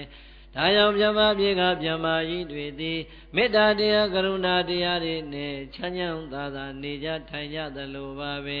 ဟောဒီလောကကြီးထဲမှာမွေးဖွားလို့လူဖြစ်ခွင့်ရလာတဲ့သာသမီအလုံးတို့ရဲ့အဖေနဲ့အမေတို့ရဲ့မေတ္တာနဲ့ကရုဏာကလည်းဟောဒီသာသမီအပေါ်မှာအမြဲတမ်းကိုကိန်းအောင်လို့နေခဲ့ပါတယ်မေတ္တာကရုဏာတတ်ကြသလိုပါပဲမုဒိတာတရားတွေကြည်လိုက်ပြန်တော့လည်းပဲအဖေတို့အမေတို့နှလုံးသားမှာမုဒိတာပွားလို့မကုန်ပါတပြေးတပြေးနဲ့ဘဝတွေကြီးရင်လာတဲ့အခါမှာကျွတ်တို့ခုတာကေတတာ9ရက်ွက်ထဲမှာပဲခုအကိုပြန်တွေးကြည့်မွေးပေးလိုက်တဲ့အဖေနဲ့အမေကတာကေတ9ရက်ွက်မှာမွေးပေးလိုက်တယ်စစ်တပ်တဲ့ရောက်သွားလို့ဘုံမူကြီးဘိုလ်ချုပ်ကြီးဖြစ်သွားတဲ့ပုဂ္ဂိုလ်တွေရောတာကေတသားတွေမရှိနိုင်ဘူးလားဆရာဝန်ကြီးတွေမရှိနိုင်ဘူးလားအင်ဂျင်နီယာကြီးတွေမရှိနိုင်ဘူးလားရှိသွားတဲ့အခါမွေးပေးလိုက်တဲ့အမေနဲ့အဖေကတော့9ရက်ွက်မှာပဲမိမိတို့ရဲ့ရှေ့တုန်းကလက်ငုပ်လက်ရင်စီဝါရေးလေးနဲ့ဘဝကိုဒီတိုင်းလေးမှန်မှန်ကြိုးစားလို့ရုန်းကန်နေရတယ်မွေးပေးလိုက်တဲ့မေတ္တာကရုဏာခံယူသွားတဲ့သားတွေသမီးတွေကယာဓုတွေမြင်သွားတဲ့ပုဂ္ဂိုလ်တွေရှိမယ်စီစိန်တွေကြွယ်ဝချမ်းသာသွားတဲ့ပုဂ္ဂိုလ်တွေရှိမယ်တဲ့ရှိပင်ရှိ냐တော်လေတနှစ်တစ်ခေါက်တောင်မှအမေအိမ်ပြန်မလာတဲ့သားသမီးတွေမပါနိုင်ဘူးလားလာပါပြီဆိုပြန်တော့လည်းပဲအမေနဲ့အဖေကိုအိမ်ကိုလှည့်လာလိုက်တာဧည့်သည်လာဧည့်သည်ပြန်ပြီးတော့ပြန်သွားတာလည်းရှိပါလိမ့်မယ်လုံးဝမလာတဲ့သားသမီးတွေလည်းရှိလိမ့်မယ်လာတော့လည်းဧည့်သည်လာဧည့်သည်ပြန်နေရှိလိမ့်မယ်တဲ့သို့တော်ပြိဿအဲ့ဒီလိုပဲသားသမီးကဆက်ဆံသွားပြီမယ်အဖေနဲ့အမေရဲ့နှလုံးသားထဲမှာတော့သားသမီးရဲ့ချမ်းသာမှုကြွယ်ဝမှုယာတုအာနာမြင့်မားသွားမှုကိုမုဒိတာတွေမပွားဘူးလားပွားလိုက်တာအဖေတွေမိတွေမှာကြွားလို့မဆုံးဘူးဟုတ်လားအမလီကျုပ်သားပေါ့အဲ့ဒါအကြီးကောင်းအခုဘုံမူကြီးဖြစ်နေပြီဟုတ်လားသံတအိတ်တာမပို့တာပြိဿရဲ့အမေနဲ့ဖေကတော့မုဒိတာပွားလို့ကြွားလို့မကောင်းဘူးလားအမလီဒါကျုပ်သားပေါ့ဆရာဟောအမလီသမီးက UK မှာဒါကလည်းအမေရိကမှာအမလီကျုပ်သားတွေသမီးတွေကအဲ့ဒါလို့တော်တာလို့တာဂိတ9ရက်ကွက်ကထိုင်ကြွားပြီးပြီမယ်သားသမီးကတစ်နှစ်လုံးမှာပြိဿကြီးအဖေနဲ့အမေနှစ်စန်းတရက်နေ့အတွက်ကြော့ပါတယ်ပို့လိုက်တာက$100ပြိဿကြီးအဲ့ဒါလောက်လေးပို့ယုံနေများကြည်မယ်ဆိုလို့ရှိရင်ခင်ဗျားတို့ကကြည်နဲ့နိုင်ပါမလားမကြည်နဲ့နိုင်ဘူးသို့တော့အမေတွေဖေတွေမကြည်နဲ့ဘူးလားငါသားပို့လိုက်တာ$100သွားလှူအောင်ပါပဲတပည့်တော်သားပို့လိုက်တာဖေတပည့်တော်သမီးလေးပို့လိုက်တာဖေဆိုတာကြွားလို့မကောင်းဘူးလားတချို့ကကြွားတဲ့မိဘတွေကိုအပြစ်မြင်အမလီတော်သူသားတွေများသူသမီးကကြွားလိုက်တာကြွားမှာပဲအမေအဖေဆိုတာသားသမီးအတွက်အမြဲတမ်းမုဒိတာပွားမနေဘူးလားပွားနေတာသားသမီးကအိမ်ပြန်မလားဘာမှမကြွေးမပေးပေမဲ့အဖေနဲ့အမေကငါသားကြီးကကုမ္ပဏီပိုင်ရှင်ငါသားကြီးကဘာကြီးငါသားကြီးကဘယ်လိုချမ်းသာတာငါသားကဘယ်လိုတက်တာနဲ့အိမ်ကနေလာသမျှဓာတ်ပုံပြကြွားရတာလေအမောပါပဲအဲ့ဒီစိတ်ထားမျိုးဟာပြိဿတခြားလူတွေပေါ်မှာရှိနိုင်မှာပါမရှိနိုင်ဘူးဟုတ်လားဥပမာပေါ့ဦးဇင်းတို့ဆိုရင်ဒါဘုန်းကြီးတွေဆိုလို့ရှိရင်နေဘာဖြစ်လဲဥပမာဦးဇင်းကအေးစိန်ရွာမှာကျောင်းကထွက်လာတယ်ပေါ့ဦးဇင်းတို့ဆင်းပြီးတော့ဆိုတော့အေးစိန်ရွာမှာအကြီးတန်းအောင်လာခဲ့တာအကယ်၍အခုလိုအချိန်မှာပြန်မသွားပဲနေကြည့်ပါလားကျောင်းတိုက်ရဲ့အကျိုးဘာတစ်ခုမှမပြုဘူးပေါ့ဟုတ်လားမပြုပြီမဲ့လို့ဒီကျောင်းတိုက်နောက်ရောက်လာတော့ဟာဒီကိုတော့အေးစိန်ထွက်လို့ပြောတယ်ကွာသူ့စားထဲမှာအေးစိန်ကအကြီးတန်းအောင်လာလို့ပြောတယ်လက်ခါမှာကွာကျောင်းပြန်ပြီးတော့ဆုံးလေးတဲ့နဲ့တော့ကပ်ဖို့မရဘူးနဲ့ဟုတ်လားမုဒိတာပွားပါမလား မပွားဘူးပြိတ္တရေအပြစ်ပဲပြောမှာဒီတိုင်းပဲအမေအဖေမဟုတ်တဲ့လူစဉ်မဟုတ်တဲ့အတန်ထွက်ပေမဲ့အမေနဲ့အဖေကတော့ကို့မကြွေးလို့ကို့မပေးလို့ကို့စီပြန်မလာလို့ဆိုသားသမီးကိုအဲ့ဒီလိုခြေတန်းတိုက်တဲ့စကားအပြစ်ပြောတဲ့စကားထွက်သလားမထွက်ဘူးပြန်သာမလာတော့ तू ကကြွားလို့ကောင်းတော့မယ်ဟုတ်လားအဲ့ဒီကြွားတာတွေပြောရင်လည်းကို့အဖေကိုတတိရတယ်ဦးစင်းအဖေကလေအလွန်ကြွားတတ်အလွန်အကြွားတန်ရန်ကုန်လာလို့ဦးစင်းတို့ညီကို9ယောက်ကလည်းရန်ကုန်မှာရောက်နေတဲ့အချိန်သားဖ9ယောက်မြန်ဟုတ်လားညီကို9ယောက်နဲ့သားဖတွေ6ယောက်မြန်တန်းစီသွားရင်သားတွေရဲ့အိတ်ထဲမှာဘီးမပါဘူးအဖေအိတ်ထဲမှာဘီးပါတယ်ဟုတ်လားအဖေဟာလို့အဖေကအငယ်ဆုံးကြတာတိတ်ပျော်ကောင်းတာဦးစင်းတို့ညီကို9ယောက်နဲ့အဖေနဲ့ဒီခဏခဏအရင်တော့ဆိုရန်ကုန်သင်္ကုန်းကျောင်းမှာနေသွားတယ်အဖေပဲလှည့်စားနေရတာသူအပူဆုံးဖြစ်သွားတယ်နည်းနည်းလေးပဲများများကြီးတော့မဟုတ်လားတခါတည်းအဖေကလည်းဗျာခမရကြောင်းရောက်တာနဲ့ခေါင်းလေးစီကမပြတ်ဘီးကလည်းမပြတ်ဩကိုတော်လည်းကိုတော်တို့သားတွေသိခါကြမှဆိုလို့လုံနေရတာဟောကြကိုတော်တို့ဖေကြီးရတယ်တောသားကြီးပုံမကြပတ်မကြပြောဘယ်နဲ့လုံလဲဆိုအဲ့ဒါလည်းဟုတ်တယ်အမှန်တော့သူကြွားတာဟုတ်လားအဲ့ဒါအကြွားတန်တာကိုကသိတယ်အဲ့တော့ပြောရဲဆိုရင်ဦးဇင်းသင်္ကုန်းကျောင်းနဲ့သာသနာတက္ကသိုလ်လည်းရောက်သွားရောဦးဇင်းတို့အညာမှာလေဘုန်းကြီးပြိုင်တယ်တရွာထဲမှာလည်းဘုန်းကြီးက5 6ပါးရှိတယ်ဟိုဘက်ရွာဒီဘက်ရွာဟိုဘက်ရွာဒီမှာလည်း5 8ပါးတော့ရှိကြတယ်အဲ့တော့ဟိုဘက်ရွာဘသူသားကွာမင်းဓမ္မစီကအောင်သွားပြီကွာဟာဘယ်ရွာဘသူသားအကြီးတန်းအောင်သွားပြီဆိုတော့ဟုတ်လားကျုပ်တို့အဖေကလည်းကျုပ်အကြီးတန်းအောင်တယ်ငါသားလည်းကြီးတန်းအောင်ပြီကွာဓမ္မစီကရောက်နေသင်္ကုန်းကျောင်းမှာအဲ့ဒါအဲ့လောက်တော့ကြွားသေးတယ်ဟာသာသနာတက္ကသိုလ်လည်းကျုပ်ကဝင်လဲအောင်ရောဟုတ်လားကျုပ်ကရွာအဖေအဲ့တော့လည်းဒကာဒကမဒီလောက်မရှိအဖေကျုပ်တော့သာသနာတက္ကသိုလ်အောင်သွားပြီအဲ့တော့ပိုက်ဆံလိုတယ်ရတယ်ကိုတော့မဘူးနဲ့ဘယ်နေ့ပြန်မလဲတပတ်2ပတ်ဆိုပြန်လို့ရပြန်တော့မှပြန်မယ်စိုးစီပြန်သူကသူဘာသွားရောင်းလိုက်လဲမသိဘူးလေပဲရောင်းလိုက်သလားမြေပဲရောင်းလိုက်သလားနွားပဲရောင်းလိုက်သလားမဟုတ်လားသွားမယ်တဲ့ဟာခင်ဗျာထူလိုက်လားလို့ဟုတ်လားရေရှမ်းနေတာအိတ်ထဲမှာ2 သိန်းထည့်လာတာအဲ့ဒီခေတ်က1991 2 သိန်းဆိုနေတဲ့တန်မိုးမို့အဖေများလိုက်လားအဲ့လောက်မလိုဘူးလို့5 6တောင်းဆိုရပြီလာစမ်းမှာကတော့ကြွရန်ကုန်ပြန်သွားမယ်လားဘယ်ဟုတ်မလဲ तू ကတနေ့လုံးမှာ तू အောင်သီးအောင်တဲ့နဲ့ तू သားဓမ္မစီရတန်းလောက်ပဲကြွားထားတာဆို तू စိတ်ထဲမှာခုလုဖြစ်နေဟုတ်လားကျုပ်ကမသိဘူးကြောင်းရောက်ဟာတက္ကသိုလ်ကြီးဦးဇင်းတို့နေရာလေးကြီးဟာကိုတော်တို့နေရတာတော့အကြောင်းထိုင်ဘုန်းကြီးဒီလိုမနေရဘူးကိုတော့ဒါကိုတော်တို့မလို့နေရတာဟုတ်လားစားတဲ့နေရာရောက်တယ်ဟာပကံများတော့မစီးရပါလားဇုံခင်းနဲ့တဲဟုတ်ပါလားသူကိုယ်တိုင်လည်းဝင်စားလူတွေကျွေးတဲ့ဝိုင်းထဲမှာသွားစားပြီးဟုတ်လားအကုန်လုံးမှတ်တာတက္ကသိုလ်ကျောင်းကြည့်ပြီးရောအဖေကျုပ်ပတ်စံပေးခဲ့အောင်လေဆိုကျုပ်ကြတော့1000နဲ့ပေးခဲ့ဟာဖေ1000နဲ့ခင်ဗျဘာ2 သိန်းကိုတော့အသားနေနဲ့မလားတဲ့ကိုတော့တပည့်တော်တစ်ခုလောက်လိုက်လုပ်ပြီးရောဘာတော့ဆိုဘာသွားဝင်တယ်မှတ်လေဟုတ်လား38တန်းမှာလေဘက်ထရီအိုးက12ပုတ်ဟုတ်လားတွဲပုတ်ဘက်ထရီအိုးအဲ့မှာဘက်ထရီနဲ့ကြည့်လို့ရတဲ့ TV ဝယ်တာဆောင်းပေါက်နှလုံးဟာဖိတ်ကပြထိုင်ပါလို့ဘလို့ဟာမိုက်ပါဝယ်ပြီးကိုတော့တဲ့လှုပ်เสียရှိလို့ပါကဲမတက်နိုင်အဖေစိတ်ချမ်းသာပြီးကွာသူ့ပစံနဲ့သူကိုလည်းပေးတာကျုပ်ကကြောင်း6လလဲပိတ်ရောရွာပြန်သွားတော့မျိုးကဦးစင်းပြန်လာတဲ့ဆွေတွေမျိုးတွေလည်းလာကြတာပေါ့လေဟိုဘက်ဘုန်းကြီးဖေဒီကဘုန်းကြီးဖေမိလည်းလာကြတော့လေပဲအိမ်မှာပြိတ္တကြီးလူအရှုပ်ခံပြီးတော့ဘာမှမရဘဲနဲ့ပိုက်ဆံအကုန်ကျွေးမွေးပြီးတော့လေ TV ကိုတလင်းမြောင်မှထုတ်ဟုတ်လားဘက်တီအား2 အိုးနဲ့ခါလဲပြပြီးတော့ဆောင်းပေါက်ကြီးနဲ့ဒီနေ့ညတရွာလုံးလာပြီးတော့ကြည့်လို့ရတယ် TV ပြမယ်အဲဆိုတာអော်ပြီးတော့လေငါဖေဘာများလို့အဖေကလူရှုပ်တာနေသားမကိုတော့အသားနေသားမကိုတော့မသိပါဘူးဟုတ်လားကိုယ်လည်းအဲ့ချင်းဒီမှာမသိသေးဘူးဟုတ်လား तू ကမပြဟဲ့ဗတိကုံလေးခဏဆောင်တော့သတင်းလာမှဖွင့်ရအောင်လေဘယ်ဟုတ်မလဲအဲ့တုန်းကနိုင်ငံတော်ပြည်သာသနာတက္ကသိုလ်နေ့တိုင်းနိုင်ငံတော်ကဝန်ကြီးဌာနအလှည့်ကျဆွန့်ကပ်တာအခုလည်းကပ်ရတာဟုတ်လားအဲ့တော့ဟို organization ပေါ့လေကျန်တဲ့တက္ကသိုလ်ကလည်းတရားပေါအောင်သူကနောက်ဆုံးသတင်းပြီးကနေလို့ချင်းဒီနေ့ဗေဌာနကနေပြီးတော့ဘင်ဝန်ကြီးကနေနိုင်ငံတော်ပြည်သံဃာ450ဆွန့်ကပ်တယ်ဆိုတဲ့အကြောင်းသတင်းလေးနဲ့ဓာတ်ပုံလေးနဲ့တခါတည်းအလူငွေပေးရတာတွေပဲထည့်ပြီးဆိုအဲ့ဒီနေရာရောက်ပြီးဆိုမှဆိုဟေးလာကြမင်းတို့ဘုန်းကြီးဖေးနေမိလာကြအဲ့ဒါငါတတ်တဲ့တက္ကသိုလ်သူ TV ကိုကြည့်ပြီးကြအဲ့ဒါငါသားကအဲ့ဝန်ကြီးလေဝန်ကြီးကတဲ့ဆွန်စားတာမင်းတို့အရက်ထက်ဆွန်စားတာမဟုတ်ဘူးဟုတ်လားဇွန်ခရင်နဲ့လက်ဆေးစရာမလိုဘူးဟုတ်လားသူကြွားတာတခုချင်းစာတင်ရတာဘလို့အေးရတာဘလို့နဲ့ကြွားလိုက်တာကဲမင်းတို့ဗာပြောချင်သေးတယ်အားလုံးပြန်လို့ရပြီငါသားဘယ်မှာနေတယ်ဘာလုပ်တယ်ဆိုတာမင်းတို့သိဖို့ရန်အတွက်စူးစမ်းကြအောင်တဲ့ငါတော့ရန်ကုန်ရောက်ခဲ့တော့ကိုယ်တိုင်လည်းစားခဲ့ပြီကွာဟုတ်လားကြွားတာဟုတ်လားဩအဲ့ကြမှာငါအဖေတော်တော်ကြွားတာပဲဟုတ်လား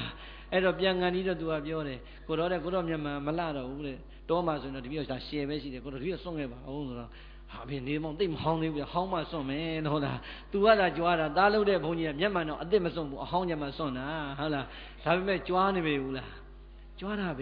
ဘာဖြစ်လဲသူမုဒိတာပွားနေတာလေကိုသားရဲ့အောင်မြင်မှုတွေကိုသားရဲ့နေမှုထိုင်မှုတွေကိုကြံတဲ့လူတွေကိုကြွားနေတယ်ဆိုမိဘရဲ့ရင်ထဲကမုဒိတာနှလုံးသားမခံစားနိုင်တော့ဘူး မပြောရရင် तू ဘယ်လို့မှကျင်တတ်မှာမဟုတ်တော့ဟုတ်လားဒါကြောင့်ကြွားတဲ့နေရာတော့ငါအဖေဘတ်တီယိုနှလုံးနဲ့ TV နဲ့ကိုထိုင်ကြွားခဲ့တာဟုတ်လားဟုတ်လားအဲ့ဒါဘာလဲဆိုရင်အဖေအမေတို့ရဲ့နှလုံးသားမုဒိတာနှလုံးသားပြိဿဘယ်မှာရှိနေမိဘမှာပဲရှိတယ်ဒါကြောင့်ဟောဒီသာသမီလေးတွေဘဝတွေတဆင့်ပြီးတဆင့်မြင့်လာတဲ့အချိန်အမေအိမ်မပြန်အဖေအိမ်မပြန်မဲနဲ့မိပဲမိထားကြတော့လေအိမ်မှာရှိနေတဲ့မိဘနှစ်ပါးကတော့ငါသားကြီးဘယ်မှာငါသမီးကြီးဘယ်မှာဘယ်အဆင့်နဲ့ရက်တည်နေတာလို့လာသမျှလူကိုထိုင်ပြီးတော့ကြွားလို့မုဒိတာပွားတာပါပဲဟုတ်လားမေတ္တာတရားကရုဏာတရားမုဒိတာတရားတွေကြီးမားခဲ့သလိုပါပဲဘဝတွေတပြည့်တပြည့်ကြည်ရင်လာတဲ့အချိန်သာသမီတွေကကိုယ်အိုးကိုယ်အိမ်နဲ့ဘဝတွေစုံငါစီကားနဲ့တက်ကြွနေတဲ့အချိန်ငါသားပြန်မလာဘူးငါသမီးပြန်မလာဘူးငါတို့ကိုပြစ်ထားတယ်လို့ဘယ်တော့မှကြည်ရန်မတိုက်ကြပါဘူးတဲ့လင်မယားနှစ်ယောက်ဘဝစတဲ့တုန်းကအိုးလေးတွေကိုပြန်ထုတ်ပကံလေးတွေပြန်ကိုင်းနှစ်ယောက်တည်းကြံငယ်တဲ့အဖိုးကြီးအဖွားကြီးရဲ့နှစ်ယောက်ရဲ့ဘဝမှာပြန်ပြီးတော့နှစ်ယောက်တည်းဘဝစရတာလေမိဘနှစ်ပါးပါပဲဟုတ်တယ်မို့လားအဲ့ဒီအချိန်မှာသားတွေသမီးတွေမြည်တွေကိုအိုးကိုအိမ်နဲ့ဖြစ်နေလို့အောင်မလေးတို့များပြစ်ထားလိုက်တာတို့ကတော့လှုပ်ကြွေးလိုက်ရတာဆိုတာမိဘနှစ်ပါးနှလုံးသားမှာရှိသလားမရှိဘူးသားသမီးရဲ့ပြစ်ထားခြင်းသားသမီးရဲ့အတိအမှတ်မပြုခြင်းသားသမီးရဲ့မကြွေးမွေးမစောင့်ရှောက်ခြင်းကိုဥပေက္ခပြုပေးနိုင်တာလေမိဘနှစ်ပါးပဲရှိပါတယ်ဟုတ်လားဘာကြောင့်ဥစဉ်ဓာတ်တွေပြောနေရတာလဲဆိုရင်အဲ့ဒီမေတ္တာကရုဏာမုဒိတာဥပေက္ခဆိုတဲ့တရားတွေကိုသားသမီးတိုင်းဖော်နိုင်ရဲ့လားမဖော်နိုင်ရင်မေ့နေမလားတတိယနေမလားမေ့နေတယ်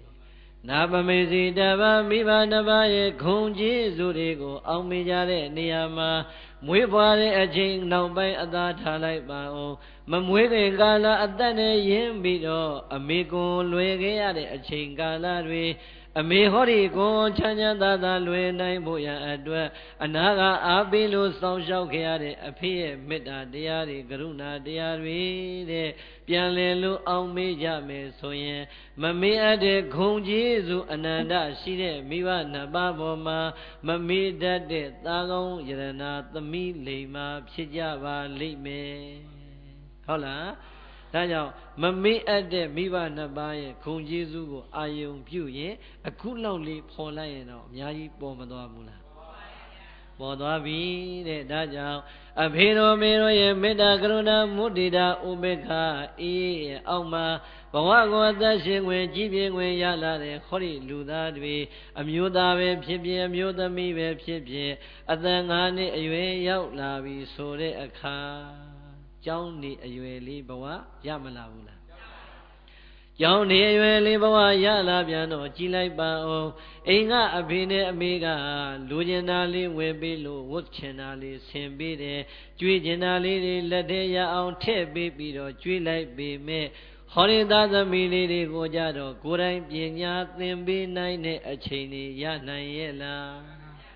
မရနိုင်တော့မိဘနှစ်ပါးကကြွေးလို့မွေးလို့စောင့်ရှောက်ကြီးပြင်းလာတဲ့ဒီသားသမီးကိုဒုတိယအေးမြတဲ့မေတ္တာတရားတွေပေးပြီးတော့ဘဝအတွက်တန်ဖိုးမဖြတ်နိုင်တဲ့ပညာတွေသင်ပေးခဲ့တဲ့ဆရာသမားတွေဆိုတာလူပေါင်းလောကမှာရောသာသနာပေါင်းလောကမှာရောထင်ထင်ရှားရှားမရှိဘူးလား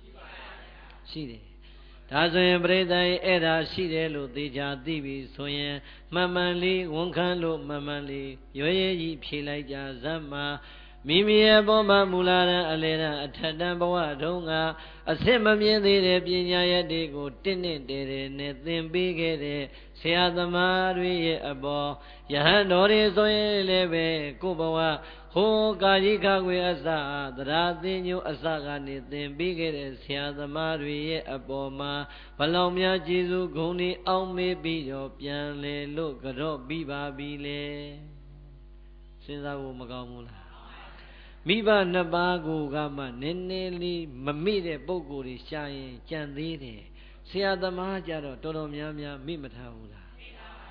မေ့ထားတယ်ပြိဿကိုပဲဖြစ်ဖြစ်သူပဲဖြစ်ဖြစ်စဉ်းစားကြည့်စမ်းမလီတို့ငယ်ငယ်တုန်းကဟဲ့မူလာတန်း2 တန်းတော့သင်ပေးခဲ့တဲ့ဆရာမကြီးဟာ3 တန်းမှသင်ပေးခဲ့တဲ့ဆရာမကြီး4 တန်းမှသင်ပေးခဲ့တဲ့ဆရာမကြီးဆိုပြီးတော့များဆရာကြီးဆရာမကြီးတွေကိုအောင်းမေးတဲ့သားသမီးတွေအောင်းမေးတဲ့တပည့်ကြီးတွေတပည့်လေးတွေပါသလားပါရင်တော့အတော်မရှားဘူးလား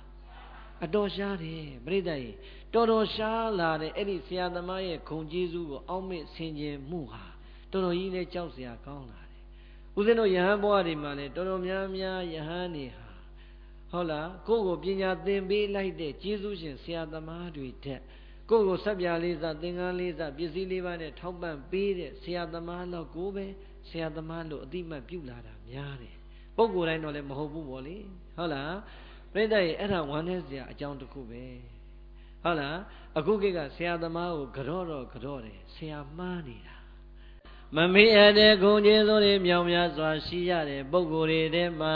မိဘနှစ်ပါးကရှေ့ဆုံးကထွက်လာသလိုပဲဒုတိယဆရာသမားတွေလည်းမေ့ထားလို့မရပါဘူးဆရာသမားရဲ့ဘဝမှာ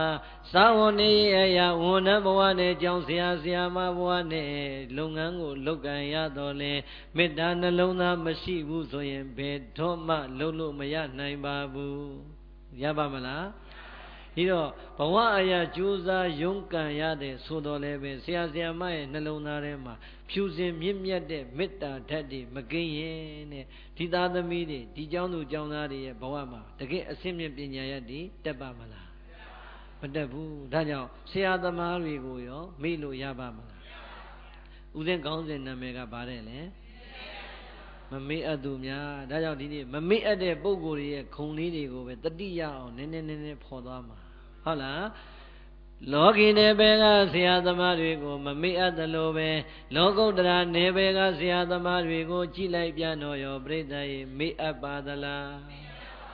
ပိုးတော်မမေ့အပ်သေးတယ်လောကီနယ်ပယ်ကပညာတွေပေးလိုက်တဲ့ဆရာသမားဆိုတာကတဘဝတနတ်စာလေးပေးလိုက်တာဘဝတန်ត្រာလွတ်မြောက်ကြောင်းပေးလိုက်တဲ့ဆရာသမားတွေဟာကြတော့ပြိဿတန်ត្រာလွတ်မြောက်ကြောင်းမှာပါသွားတော့ပူပြီးတော့တောင်မှမမေ့အပ်ဘူးဟုတ်လားဟာအရှင်ဘုရားကလည်းကိုယ့်ဘက်ကိုရက်ပြောပြန်ပြီလို့မအောင်မင်းနဲ့ကျုပ်တို့မြတ်စွာဘုရားရဲ့လှုပ်သွားတဲ့လှုပ်ကွက်လေးတစ်ခွက်ဘလောက်များအတုခိုးဖို့ကောင်းတယ်ကဲကျုပ်တို့မြတ်စွာဘုရားဗောဓိပင်အောက်ကရွှေပလင်ပေါ်မှာကိလေသာကိုအမြင့်ပြတ်တိုက်ထုတ်ပြီးတော့တလောကလုံးမှာတပ်ပင်ညုဘုရားရှင်ဖြစ်တော်မူခဲ့တာဒီဆရာရှိသလားမရှိဘူးတလောကလုံးမှာတပ်ပင်ညုတာရွှေဉာဏ်တော်ရတဲ့ဘုရားဖြစ်ရေးမှာတော့ကျုပ်တို့မြတ်စွာဘုရားမှာဆရာတဆူဘာမှမရှိပင်မရှိ냐တော်လဲဒိဋ္ဌဓမ္မင်းသားဘဝကနေပြီးတော့နမိတ်ကြီး၄ပါးကိုမြင်နဲ့တွေ့တဲ့အချိန်ဓမ္မသံဝေကဉာဏ်တွေနှလုံးသားထဲမှာကိန်းလာတဲ့အခါတောတွယ်လိုတရားရှာတော်မင်းဆိုတဲ့အချိန်ရောက်တော့သိဋ္ဌဓမင်းသားလောကီနေပင်မှာဆရာသမားတွေမရှိခဲ့ဘူးလားရှိခဲ့တယ်ဟုတ်လားဗောဓိပင်အောက်ကရွှေပလင်ပေါ်မှာဖယားစင်စစ်ဧကံဖြစ်ပြီဆိုတဲ့အခါကျတော့မြတ်စွာဘုရားစဉ်းစားတယ်ဟဲ့ကြည်စမ်းငါရလိုက်တဲ့ဒီတရားဓုတရားမြတ်အလွန်နူးညံ့သိမ်မွေ့ပြီးတော့ဟောဒီလောကကြီးထဲမှာရှိနေတဲ့လူနဲ့မြတ်မာတတ္တဝါတွေရဲ့နှလုံးသားသည်အလွန်ကြမ်းတမ်းတဲ့နှလုံးသားတွေပိုင်ရှင်ဖြစ်နေကြတယ်ဒီတော့ဒီလောက်ကြမ်းတမ်းတဲ့သူတို့နှလုံးသားကြီးနဲ့ငါတွေ့ထားတဲ့အလွန်နူးညံ့တဲ့တရားဘယ်လိုလို့ခတ်ဆက်မိမှလဲငါတရားမဟောဘဲနေကောင်းမယ်ထင်တယ်လို့ရှင်တော်မြတ်ဘုရားမစင်စားခဲ့ဘူးလားhesitation ပေါ့ hesitate ဆိုတာပြိဿရေခြိတုံချတုံဖြစ်နေတာဘာလို့ရင်ကောင်းမလဲဟုတ်လားဘာလို့ရင်ကောင်းမလဲလို့ရှင်တော်မြတ်ဘုရားဆင်ခြင်တဲ့အချိန်မှာဘာလို့လိုက်ပါလို့လာလျှောက်တာဘာတူလဲသူလဲမဆိုးဘူးဟုတ်လားတခြင်းတော်ရှိတယ်မို့လားသဟံပတိနာမကေမရကြအောင်ဆောင်းတယ်သူတို့မိုက်မပါလို့သိပါတယ်ဟုတ်လားသဟံပတိမြမကြီးကနေအရှင်ဘုရားအဲ့ဒီလိုမလုပ်ပါနဲ့ဘုရားဟောတော်မူပါဘုရားအနုအရင်ကွာတဲ့အတွက်နူးညံ့သိမ်မွေ့တဲ့ပုံကိုယ်တွေမြောင်များစွာဟာတရားတော်အတိုင်းလိလာလိုက်စားကျင့်ကြံပွားများပါလိမ့်မယ်လို့လျှောက်ထားတော့မှမြတ်စွာဘုရားတရားဟောဖို့ဆုံးဖြတ်လိုက်တဲ့အခါပြိဿရှင်တော်မြတ်ဘုရားဆင်ញင်တာလေးကြည့်လိုက်ဩငါဟောဒီလေးသိခြင်းတဲ့ကဘာတသိပါရမီဖြည့်လို့ရလာတဲ့ဟောဒီသဗ္ဗညုတ္တာရွှေဉဏ်တော် လာတဲ့တရားတို့တရားမြတ်တွေ့သမျှတရားတို့တရားမြတ်တွေငါဟောရတော့မယ်ဆိုရင်နဲ့ငါရဲ့ဘဝမှာတောထွက်စဉ်ကာလကစာပြီးတော့ကျေးဇူးများတဲ့ပုဂ္ဂိုလ်တွေဘယ်သူတွေရှိသလဲတဲ့ကျေးဇူးရှင်ကိုအရင်ဆုံးမအောင်မေ့ဘူးလားအောင်မေ့လိုက်တော့မြတ်စွာဘုရားဘယ်သူသွားတွေ့လဲဆိုရင်ကြည်စမ်းတောထွက်လာတဲ့အချိန်တိဋ္ဌတမင်းသားအဲ့ဒီခေတ်တုန်းကအဲ့ဒီဟိမွန်အောင်အဲ့ဒီဥရဝေလတောတန်းမှာခေတ်စားနေတဲ့နာမည်ကြီးနေတဲ့ပုဂ္ဂိုလ်ကြီးနှစ်ယောက်ရှိတယ်အာလာရယသိနဲ့ဥဒကယသိအာလာရယသိနဲ့ဥဒကယသိကလည်းပြိဿကြီးလမ်းမမှန်တော်လဲပဲလောကီအဘိညာဇံ9ဆင့်အထိရတဲ့ပုဂ္ဂိုလ်ကြီးတွေဟုတ်လားလောကုတ္တရာထွတ်မြောက်ကြောင်တရားမဟုတ်တော်လဲပဲလောကီဇံဘိညာတော့9ဆင့်မရနိုင်ဘူးလားဒီတော့အာလာရယသိကြီးရဲ့ဓမ္မတပိခံပြီးတော့9ရက်သင်ကြားလိုက်တာသူတို့တွေ9နှစ်တိုင်တိုင်ကျင့်ပြီးမှရလာတဲ့လောကီဇံပင်ရှင်9ဆင့်ဖရာလောင်းသိဋ္ဌတမင်းသာရခဲ့ဘူးတယ်ဥဒကယသိကြီးရဲ့ကျောင်းသင်္ကန်းမှလည်း9ရက်နေတိုင်စားတော့ပြီးတော့သူတို့သင်ပြတဲ့အတိုင်းကျင့်ကြံလို့အာထုံလိုက်တဲ့အခါလောကီဇံပင်ရှင်9ဆင့်ကိုရခဲ့ဘူးတယ်အဲ့ဒါလေးကိုသွားအောင်မိလိုက်တာကြည်စမ်းငါဟာသိဋ္ဌတဖရာလောင်းဘဝတုန်းကလောကုတ္တရာနေပယ်မဟုတ်တော့လေလောကီနေပယ်မှာဟောဒီဆရာကြီးနှစ်ယောက်ရဲ့အာဝါဒအရေးအောင်မှာငါဟာသူတို့အဆောင်ရှောက်နေသူတို့ကြွေးတာစားပြီးတော့9ရက်စီလောကီအဘိညာဉ်ရအောင်ငါတရားအထုတ်ခဲ့မှုတယ်ဒီတော့ငါကျေးဇူးအကြီးမားဆုံးဆရာကြီးတွေကိုငါစဟောမယ်လို့မြတ်စွာဘုရားဆုံးဖြတ်လိုက်တာအတုခိုးမကောင်းဘူးလားရလာတာကတော့တပ်ပိညုတဉာဏ်ကဆရာမရှိဘဲနဲ့လောကုတ္တရာနေပယ်မှာရလာတာသို့တော့လောကီနေပယ်ကဆရာသမားကိုအရင်ဆုံးအာယုံမပြုဘူးလားအဲ့ဒါပဲဟုတ်လားဥစဉ်ကိုတခါကြီးတယောက်ကရှိတယ်ဟာဆရာတော်တဲ့မိဘမေတ္တာဟောတာတော့တကယ့်ကိုရှင်းပါတယ်တဲ့တပည့်တို့နာရတာအားရတယ်ဆရာသမားအကြောင်းလေးပါလေးတဲ့ဟောပါအောင်ဆိုတော့ကျုံလည်းဟောမယ်စဉ်းစားရင်းနဲ့အခုမှမစဉ်းစားဘဲနဲ့ထွက်လာတာဟုတ်လားအဲ့တော့ပြိဿအာလာရယသိငါကျေးဇူးရှင်အရင်ဆုံးကျေးဇူးရှင်ပဲဆိုတရားဟောမလို့ကြည်လိုက်တော့မရှိတော့တည်သွားပြီဒါဆိုရင်ဒုတိယကျေးဇူးရှိတဲ့ဥဒကယသိကြီးဟောမယ်လို့ကြည်လိုက်တဲ့အခါမနေ့ညတုန်းကတည်သွားပြန်ပြီလောကထဲမှာရှိသေးလားအဲ့ဒီတော့မှငါရဲ့ကျေးဇူးရှင်ငါကိုလောကီဇံဘိညာဉ်ရအောင်စောင့်ရှောက်ခဲ့တဲ့ကျေးဇူးရှင်ကြီးနှစ်ယောက်ကတော့လောကအလယ်မှာမရှိတော့ဘူးဒါကြောင့်နဲ့ငါအပေါ်မှာဆရာသမားလိုကျေးဇူးမရှိတော့လဲပဲငါဘုရားဖြစ်ရေးမှာငါအပေါ်မှာတကယ်အစာအရာရာစောင့်ရှောက်ပေးခဲ့တဲ့ပြင်စဝက်ကီငါဟုသတင်းသုံးပေါ်တွေဘယ်မှာရှိတယ်လဲရွှေဉဏ်တော်နဲ့ရှုလိုက်မှာဟိုးဗာရဏသီမြို့မိဂဒံဝန်တော်မှာစောင့်နေတာသိတော်မူလို့မြတ်စွာဘုရားအဲ့ဒီကိုယ်တိုင်ကြွပြီးတော့မှတရားဥဟောတာဒီတော့အရင်ဆုံးဟောဖို့ကြည်တာဘယ်သူတွေလဲအာလာရယသိနဲ့ဥဒကယသိဒီတော့ကျွတ်တို့မြတ်စွာဘုရားသည်ဆရာသမားပေါ်မှာတန်ဖိုးထားလားမထားဘူးလားဆရာသမားရဲ့ဂုဏ်ကျေးဇူးကိုအတိမတ်ပြုသလားမပြုဘူးလားပြုတယ်ဒုပရိသဘယ်တော့မှမိဘကြွေးဆရာကြွေးမတင်စေနဲ့ဟုတ်လားဥစဉ်လေးဒါကြွားပြောတာလည်းမဟုတ်ပါဘူးအခုကျောင်းနိုင်ဘုန်းကြီးဖြစ်လာတယ်တော်တော်လေးပြည့်စုံလာပါတယ်ဆရာသမားတွေမပြောနဲ့တငယ်ချင်းတွေတော့ငယ်ငယ်တော့ကိုယ်ကိုစာအုပ်တုပ်ခက်ခဲနေတဲ့အချိန်စာအုပ်တုပ်လှူဘူးတဲ့ကိုတော့ကိုဆုံးငံမရလို့ဆုံးငံကြွဖို့အချိန်မရလို့ဆွမ်းရင်းလေးတစ်ခွက်နဲ့ကိုယ်ကိုစောင့်ရှောက်ဘူးတဲ့ကိုတော်တရားစာတွေ့အောင်ပြန်ရှာပြီးတော့ရအောင်ခေါ်တယ်ကိုအကောင်းဆုံးသင်္ကန်းနဲ့ကိုလှူနိုင်တဲ့သူ့အခက်ခဲကိုရအောင်လှူပေးတယ်ကျေးဇူးကြွေးကြံမှာသိကြောက်ဖို့ကောင်းတယ်ဟုတ်လားဒါကြောင့်ဘုရားရှင်ကိုတော်မြတ်လည်းပဲဆရာသမားရဲ့ကျေးဇူးကုန်းကိုအောက်မေ့သလိုအရှင်သာရိပုတ္တရာမထေရမြတ်ကြီးကိုကြည်လိုက်ပြန်တော့လည်းပဲအရှင်သာရိပုတ္တရာကြီးဟာညကျိန်းဆက်ပြီးဆိုရင်မကျိန်းဆက်ခင်မှာဘာလုပ်တယ်လဲဆိုရင်အရှိရက်ကိုဥချပြီးကျိန်းနောက်တစ်နေ့ကျရင်တောင်ရက်ဥချနောက်တစ်ကျိန်းနောက်တစ်ခါကျရင်မြောက်ရက်ဥချကျိန်းဆိုတော့ကျန်တဲ့ယဟန်တွေကကြည့်ပြီးတော့ဟာအရှင်သာရိပုတ္တရာယဟန္တာဟုတ်ချင်မှဟုတ်မှာကွာမိစ္ဆာဒိဋ္ဌိအယူတွေမကင်းသေးပါဘူးဟိုဘက်ရှိခိုးဒီဘက်ရှိခိုးနေဘာတွေရှိခိုးနေမှလည်းမသိဘူးလို့အတင်းပြောတဲ့အခါကျတော့မြတ်စွာဘုရားကယဟန်တွေရဲ့ရှေ့မှာဟဲ့သာရိပုတ္တရာမင်းရှိခိုးပြီးမှအိတ်တယ်ဆိုတာဟုတ်သလားမှန်လားပါဗျာမင်းဘာကိုရှိခိုးပြီးတော့အိတ်နေတာလဲဒီကိုယ်တော်လေးတွေပြောသလိုမိစ္ဆာဒိဋ္ဌိအယူဝါဒရှိနေလို့လားဆိုတော့အရှင်သာရိပုတ္တရာဘောဒီတော့ရှင်သာရိပုတ္တရာတပည့်တော်ရှိခွာတပည့်တရားသိပါတယ်ဗျာဆိုတော့အဲ့ဒီတော့မှမြတ်စွာဘုရားကချစ်သားတို့မောင်ရင်တို့ထင်သလိုဟောဒီမင်းတို့ရဲ့နောင်တော်ရဲ့အရှင်သာရိပုတ္တရာသည် အယံလေးမြတ်တာကိုတလဲစီရှိကိုပြီးမှမိစ္ဆာဒိဋ္ဌိအယူဝါဒနဲ့ကျိမ့်ဆက်နေတာမဟုတ်ပါဘူးတဲ့တကယ်တမ်းကြတော့မင်းတို့ဆရာမင်းတို့နောင်တော်ကြီးရဲ့လမ်းစဉ်သည်အလွန်မွန်မြတ်ပါတယ်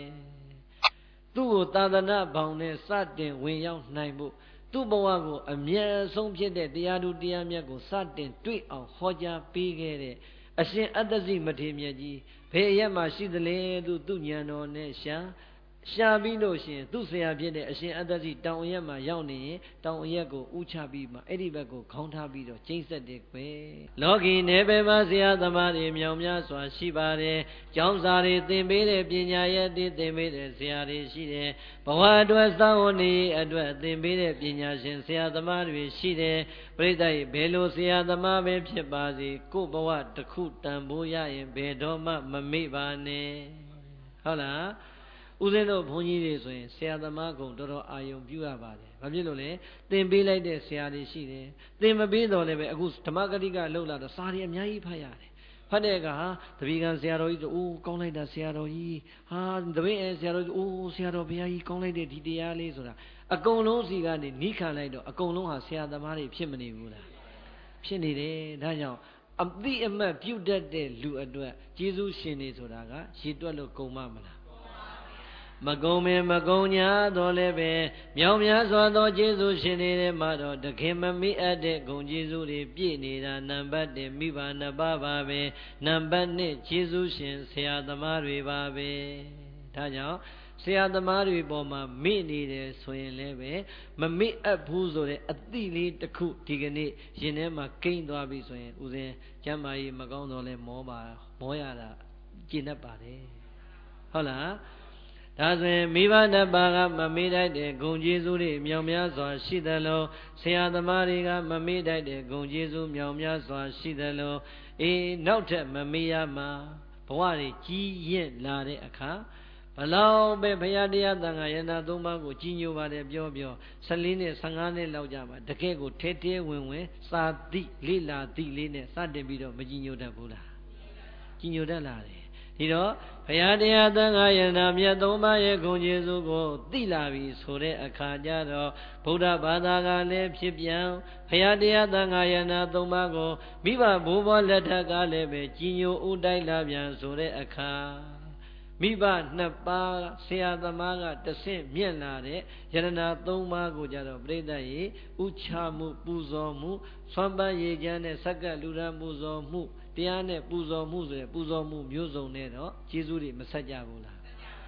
ဆက်တဲ့ပုံကိုယ်တွေရှိသလိုပဲပြိဿရေကိုများအစဉ်ပြေနေတဏီကုံနေလို့ဖျားမတတဲ့ပုံကိုယ်တွေတရားမတသံဃာမတတဲ့ပုံကိုယ်တွေမြောင်များစွာရောမရှိဘူးလားရှိတယ်ဟုတ်လားအခြေအနေလေးကောင်းနေဘုရားလည်းမေတ္တာပါတယ်မိုးလင်းတဲ့အချိန်တောက်တော်ရည်လေးကိုကြပြာကပ်ပြီးတော့ဆိုခြင်းတောင်းကျင်တာတွေအကုန်တောင်းတဏီကုံဘာမှမလုပ်ဘဲနဲ့မေ့တဲ့ပုဂ္ဂိုလ်တွေလည်းရှိပါတယ်စီးပွားရေးလေးကြာဆင်းလာမယ်လူမှုရေးမှာအခက်အခဲလေးတွေကြုံလာမယ်ငါကံများနေသလားဆိုတာလေးရင်နဲ့ကိန်းလာတဲ့အခါကျတော့မလူဘူးတဲ့ပန်းတွေမကပ်ဘူးတဲ့သီသီးတွေစုံအောင်ကပ်ပြီးတော့အကုန်ပြောလို့ရှိခိုးတတ်ပါတယ်ပရိသတ်ရေမမေ့အပ်တဲ့မြတ်စွာဘုရားကိုယ်တော်မှမမေ့ဘူးထင်ရပေမဲ့မေ့နေတဲ့ပုံကိုယ်တွေမြောင်များစွာမရှိဘူးလားမမေ့နဲ့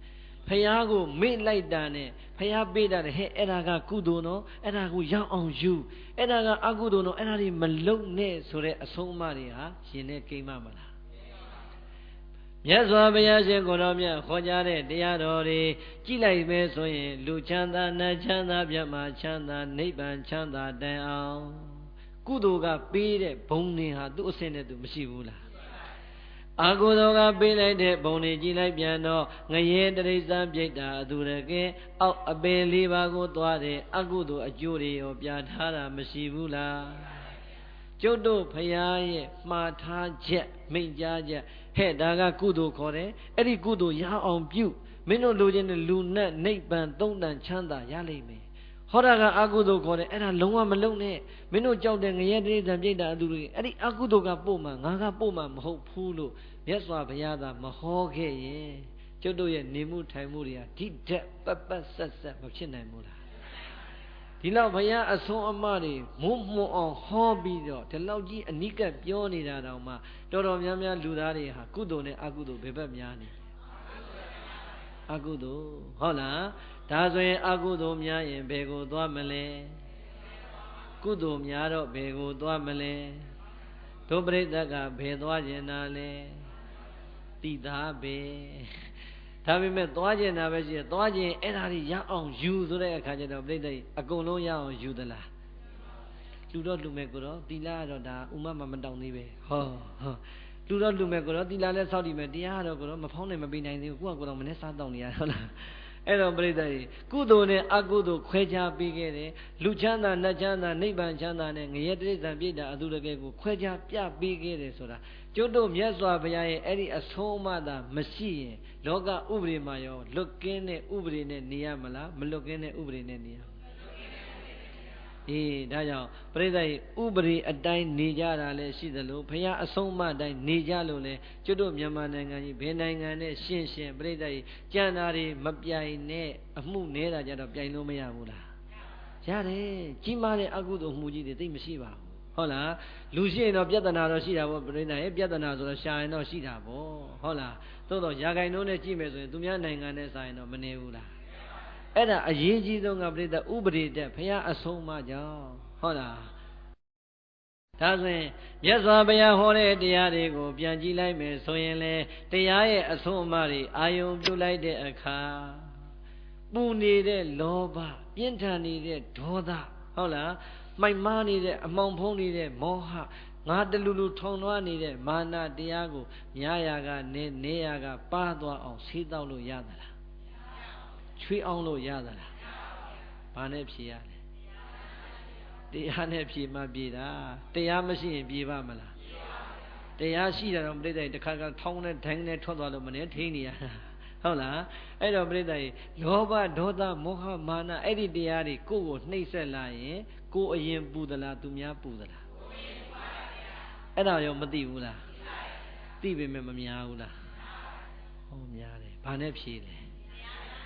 မတရားနဲ့ဖြေတယ်ဘာတရားနဲ့လဲဟမ်စောစောပြောသလိုဟုတ်လားဒင်းတို့လူထားမှာငါတို့လည်းကြံတွေ့မယ်ဟုတ်လားအဲ့ဒါတရားလားမဟုတ်ဘူးပြိဿကြီးဖြေတတ်တဲ့တရားရှိတယ်နေတတ်တဲ့တရားရှိတယ်လောဘဒေါသမောဟမာနဆိုတာငါတို့ရဲ့နှလုံးသားတွေကိုပူလောင်စေတယ်ငါတို့ရဲ့စိတ်ဓာတ်တွေကိုညှဉ်းနှွမ်းစေတယ်အဲ့ဒီပူလောင်တတ်တဲ့ညှဉ်းနှွမ်းတတ်တဲ့အကုသိုလ်တရားစိုးတွေကိုငါနှလုံးသားထဲထည့်ထားရင်ငါပင်မမယ်သူများတွေအပေါ်မှာနှိပ်စက်ရင်သူများတွေပင်မမယ်တဲ့ဒါကြောင့်ငါနှလုံးသားတွေအေးချမ်းစေဖို့သူနှလုံးသားတွေအေးချမ်းစေဖို့ငါစိတ်ဓာတ်တွေဖြူစင်စေဖို့သူစိတ်ဓာတ်တွေဖြူစင်စေဖို့ဟောဒီလောဘဒေါသမောဟမာနတရားတွေငါမထားမှဖြစ်မယ်လို့အပြစ်နဲ့အပြစ်လွတ်ကင်းခြင်းအကြောင်းနဲ့အကျိုးကိုထွန်တွဲပြီးတော့ဆင်ញင်လိုက်တာနဲ့ဖြေတတ်တဲ့တရားတွေဟာဝင်မလာဘူးလားဝင်လာတယ်အဲ့ဒီဖြေတတ်တဲ့တရားကနေပြိဿဓိတ္တနေတတ်ခြင်းနဲ့ဆိုရင်တော့ကိုယ်တိုင်ရှုပွားအားထုတ်ကြည့်ကိုယ်ရုပ်တရားနံတရားတော့မမြဲဘူးလို့ကိုယ်တိုင်သိလာပြီဆိုတဲ့အခါကျတော့အိုး तू က तू ဘာပြောतू လည်းပြောရင်သိမှာပဲငါလည်းနားထောင်ရင်သိမှာပဲဟုတ်လားငါခန္ဓာကိုယ်တော့မမြဲပဲနဲ့ तू ပြောတဲ့လူဘယ်လောက်ပြောနိုင်မှာလဲဆိုတဲ့အနိစ္စနဲ့ရှင်တွေးပြီးတော့ဖြေလိုက်တဲ့နေကြတော့ပြိဿကြီးနေတတ်ထိုင်တတ်မသွားဘူးလားအဲ့ဒီလိုမဟုတ်ပဲနဲ့ပြိဿကြီးအမလေးငါမြန်တုတ်ထွက်လိုက်မဲဆိုခဲ့ပြိဿကြီးနှခမ်းမောင်းတင်ထားတော့ကိုဟော तू ရောမပင်ပန်းဘူးလားအဲ့ဒီနေတတ်တဲ့စိတ်ကလည်းပြိဿငါရထားတဲ့ဒီယုတ်တရားတော်မှငါမပိုင်ဘဲနဲ့လို့သိအောင်မစင်ခြင်းမရှုမှတ်မပွားများရင်နေတတ်ပါမလားအဲ့ဒါဘယ်သူကပေးတာလဲတရားကပေးတာဒါကြောင့်ဟောဒီဘဝလူဘဝကြီးမှာနေတတ်ထိုင်တတ်ဖြေတတ်ဖို့ရန်ဘဝတမလုံးမှာအစဉ်မြင့်တဲ့လူချမ်းသာနတ်ချမ်းသာမြမချမ်းသာနိဗ္ဗာန်ချမ်းသာရဖို့ရန်ဟောဒီတရားရည်သာမရှိခဲ့ရင်တဲ့ပြိတ္တရေတရားရဲ့ဂုဏ်ကြီးစုကိုသာအတိအမှတ်မပြုတန်ဖိုးမထားဘူးဆိုရင်ရနိုင်ပါမလားဒါကြောင့်ဒီဘဝမှာငြိမ်းချမ်းစွာနေတတ်ဖို့ဘဝတမလုံးမှာမြင့်မြတ်ကြီးကျယ်တဲ့ချမ်းသာဟိုးနိဗ္ဗာန်အထိရောက်ဖို့ရန်အတွက်ဆိုရင်တကယ်ကျေးဇူးရှင်အစစ်အမှန်ဟာတရားပဲဟုတ်လား ဖယားကဟောပေးရုံပဲရှိပါတယ်တန်ဃာကဟောပေးရုံပဲရှိပါတယ်လက်တွေကျင့်သုံးလိုက်တော့ဒီတရားကပဲကိုယ့်ကိုပြန်ပြီးတော့စောင့်ရှောက်လိုက်တာဒီဘဝလဲငြိမ်းချမ်းတဲ့ဘဝတမလွန်လဲမြင့်မြတ်မယ်ဟုတ်ရဲ့လားဒါကြောင့်မမေ့အပ်တဲ့အရာတွေထဲမှာအဲ့ဒီဖယားတရားကိုမမေ့လိုက်ဘူးဆိုတဲ့အခါကျတော့လက်တွေ့ချမ်းသာတွေဟာကိုခံစားရတဲ့အရာတွေမပေါ်ဘူးလားပေါ်ပါတယ်ဟုတ်လားဒါဆိုရင်ဘုရားမမေ့အပ်တယ်လို့တရားမမေ့အပ်တယ်လို့ဟောဒီဘုရားကိုဘုရားမှန်သိအောင်ဟောဒီတရားကိုတရားမှန်သိအောင်ဘသူတွေညွှန်ကြားနေတာလဲသံဃာတွေညွှန်ကြားနေတာဒီကနေ့ဗုဒ္ဓဘာသာလို့ဘလောက်ပဲဗုဒ္ဓရှေ့ဆုံးကထဲ့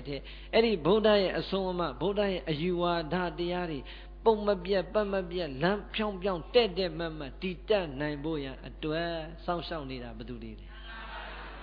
သံဃာတွေပဲတရားဓမ္မတွေရောမပါဘူးလားပါတယ်သို့တော့တရားဓမ္မက support မဲ့ရှိတယ်လက်တွေ့ကျင့်နေရတာဘယ်သူတွေလဲပရိယတိသတဲ့တိုင်းကြီးတွေမှာနေထိုင်ရတဲ့လမ်းမှန်ကမ်းမှန်တွေသိဖို့စာပေတွေသင်နေတယ်ပฏิပတ်တိရိတ်သားကြီးတွေမှာတရားဓမ္မတွေကိုယ်တိုင်ရှုပွားရတဲ့ပฏิပတ်တိသာသနာဖြည့်ဆည်းနေတယ်ဟုတ်လားအခုဆွမ်းဆန်တော်တွေလှူလိုက်တာတန်ဃာကိုလှူတာလားလူတွေကိုလှူတာလှူလိုက်တဲ့ဆွမ်းဆန်ဟာနှုတ်စီဘူးတစ်လုံးပဲဖြစ်ပါစေအဲ့ဒီနှုတ်စီဘူးတစ်လုံးဟာနဲတယ်ထင်ရပေမဲ့အဲ့ဒီဆန်တွေဖြန့်ချလိုက်ရင်အလုံးရည်နေပါမလားမိမိရဲ့ချွေးကိုရင်းပြီးတော့ရအောင်ရှာလာတဲ့ငွေကြေးနဲ့ရင်းလိုက်တဲ့အဲ့ဒီဆွမ်းဆန်တစ်စိတိုင်းဟာဖုံးပေးနေတဲ့တန်ဃာပရိယတ္တိဝန်ဆောင်နေတယ်ပရိယတ္တိသာသနာကိုပြုရမရောက်ဘူးလားပฏิပတ်တိတရားဓမ္မအားထုတ်နေတယ်ကိုယ်တိုင်အားထုတ်နေတာနဲ့မတူဘူးလားအဲ့ဒါပဲသာသနာပြုနေဆိုတော့ဆွမ်းဆန်တစ်စိဟုတ်လားပြိတ္တိုင်နှမ်းတစ်စိနဲ့စီမဖြစ်ပေမဲ့နှမ်းတစ်တင်းဆိုရင်စီမဖြစ်ဘူးလားအခုတို့ပြိတ္တတအိတ်ချင်းမများဘူးဆိုမှအိတ်တွေစုလိုက်တော့တန်ဃာပေါင်းမြောင်များစွာတောင်းချီတဲ့တန်ဃာတွေကိုချမ်းသာအောင်လုပ်မပေးလိုက်ဘူးလားအဲ့ဒါသာသနာပြုတာပဲမမေ့ရတဲ့တန်ဃာရဲ့အပေါ်မှာမမေ့လိုက်တဲ့အတွက်ကြောင့်ဒီကနေ့လက်တွေ့ချမ်းသာဘသူတွေရသွားတာလေလှူတဲ့လူတွေရမသွားဘူးလားဒါနာကောင်းမှုရဲ့အကျိုးတရားတွေရတယ်သံဃိကအလူဒါနအကျိုးတရားတွေရတယ်စားတဲ့တန်ခါစားတတ်ရင်စားပြီးတော့စားနိုင်အောင်စားကြပြီးတော့လှူတဲ့ငါတို့ကတော့ကုသိုလ်တွေအပြည့်ရပြီးအဲ့ဒါဘသူကိုတတိယလို့လဲသံဃာကိုတတိယလို့ဟုတ်လားဟိုးအရှင်မကတ္တပကနေပြီးတော့ဒီကနေ့သတ္တသံဃာနာတင်လိုက်တဲ့မဟာစီသရောဘုရားမင်းကုန်းသရောဘုရားကြီးတို့ရဲ့လက်ထက်တိုင်အောင်တဲ့ထေရဝါဒဘုရားခေါ်တော်မူတဲ့လမ်းကြောင်းအတိုင်းပုံမပြတ်ပတ်မပြတ်တည်ရှိလာလိုက်တဲ့ပရိယတ္တိစာပေတွေဟာဘယ်သူတွေထိမ့်သိမ်းတာလဲသံဃာတွေဟောဒီသံဃာတွေပဲပရိယတ္တိကပြီးတဲ့အသည့်အတိုင်းပฏิပတ်တိတရားဓမ္မတွေကိုယ်တိုင်ကျင့်ပွားလိုက်တဲ့အခါကျတော့ဒီဘဝမှာယဟနာဖြစ်သွားတာကြားရတာကြည်ညိုရတာမြောင်များစွာမတွေ့ရဘူးလားကိုယ်တိုင်ကျင့်ကြံတော့ရောငြိမ်းချမ်းမှုကိုမတွေ့နိုင်ဘူးလားဒါကြောင့်သံဃာကိုမပြစ်မှားနဲ့သံဃာသည်သာသနာရဲ့အသက်ပဲသံဃာနဲ့သာသနာမတိုင်ဘူးနော်သာသနာဆိုတာကမြတ်စွာဘုရားရဲ့အဆုံးအမအဲ့ဒီမြတ်စွာဘုရားရဲ့အဆုံးအမသာသနာကြီးတည်တတ်နေဖို့ရန်အတွက်ဟောဒီသံဃာကရှေ့ကနေရွတ်ခြုံပြီးတော့ကြိုးစားခဲ့ရတာသုဒ္ဓသံဃာနာတင်ပြီးတဲ့အချိန်တီဟိုခေတ်မှာတီဟိုနိုင်ငံမှာသဘုံဉာဏ်တွေထားတော့ဒကာဒကမတွေစီးပွားရေးတွေအစင်မပြေစားဝန်တွေအစင်မပြေတော့တန်ဃာတွေဆွမ်းမလောင်းနိုင်တန်ဃာတွေမှာဆွမ်းမဝတော့လေညဟောဒီမြတ်စွာဘုရားရဲ့ဟောထားတဲ့တရားတွေစာပေတွေကိုမေ့မှဆိုလို့ချောင်းနာသွားမျက်နာသွားအေးသေးတွေပေါ်မှာပလက်လန်အေးပြီးတော့မှအေးတဲ့သေးလေးတွေဘိုက်ပေါ်တင်ပူနေလို့ဆာနေလို့ပူနေတဲ့ဘိုက်တွေကိုသေးအေးလေးတင်ပြီးတော့မှဟောဒီစာပေတွေကိုမမေ့အောင်ကြက်ခဲ့ရတာတတိယသံဃာနာဒီအုံနောက်ထဲမှာနှုတ်ထဲမှာပဲဆောင်းခဲ့ရတာပြိဿရေဟုတ်လားစာပေမရှိဘူးသရုဒ္ဓသံဃာနာရောက်မှပေထက်ကိုတင်တယ်သတ္တသံဃာနာပြစ္ဆမသံဃာနာရောက်မှကြောက်ထက်ကိုတင်တယ်အဲ့ဒီဂျာကာလမှာဒီသတ္တသံဃာနာတင်ဒီစာထက်မှာတင်လာခဲ့တာပြိဿရေစာအုပ်စာပေဆိုတော့နှစ်ပေါင်းမှမကြာသေးဘူးတွက်ကြည့်ဟုတ်လားသာသနာနှစ်နဲ့တွက်မယ်ဆိုရင်ပထမဒုတိယတတိယစတုတ္ထရောက်ခါမှပေထက်ကိုအခရာတင်နိုင်ခဲ့တာဟုတ်လားအေးဒါကြောင့်အဲ့ဒီစာပေတွေတည်တတ်အောင်ပြန်ပွားအောင်ခိုင်ခန့်အောင်ကြိုးစားနေတာသံဃာတော်ရှင်မြတ်တွေဟုတ်လား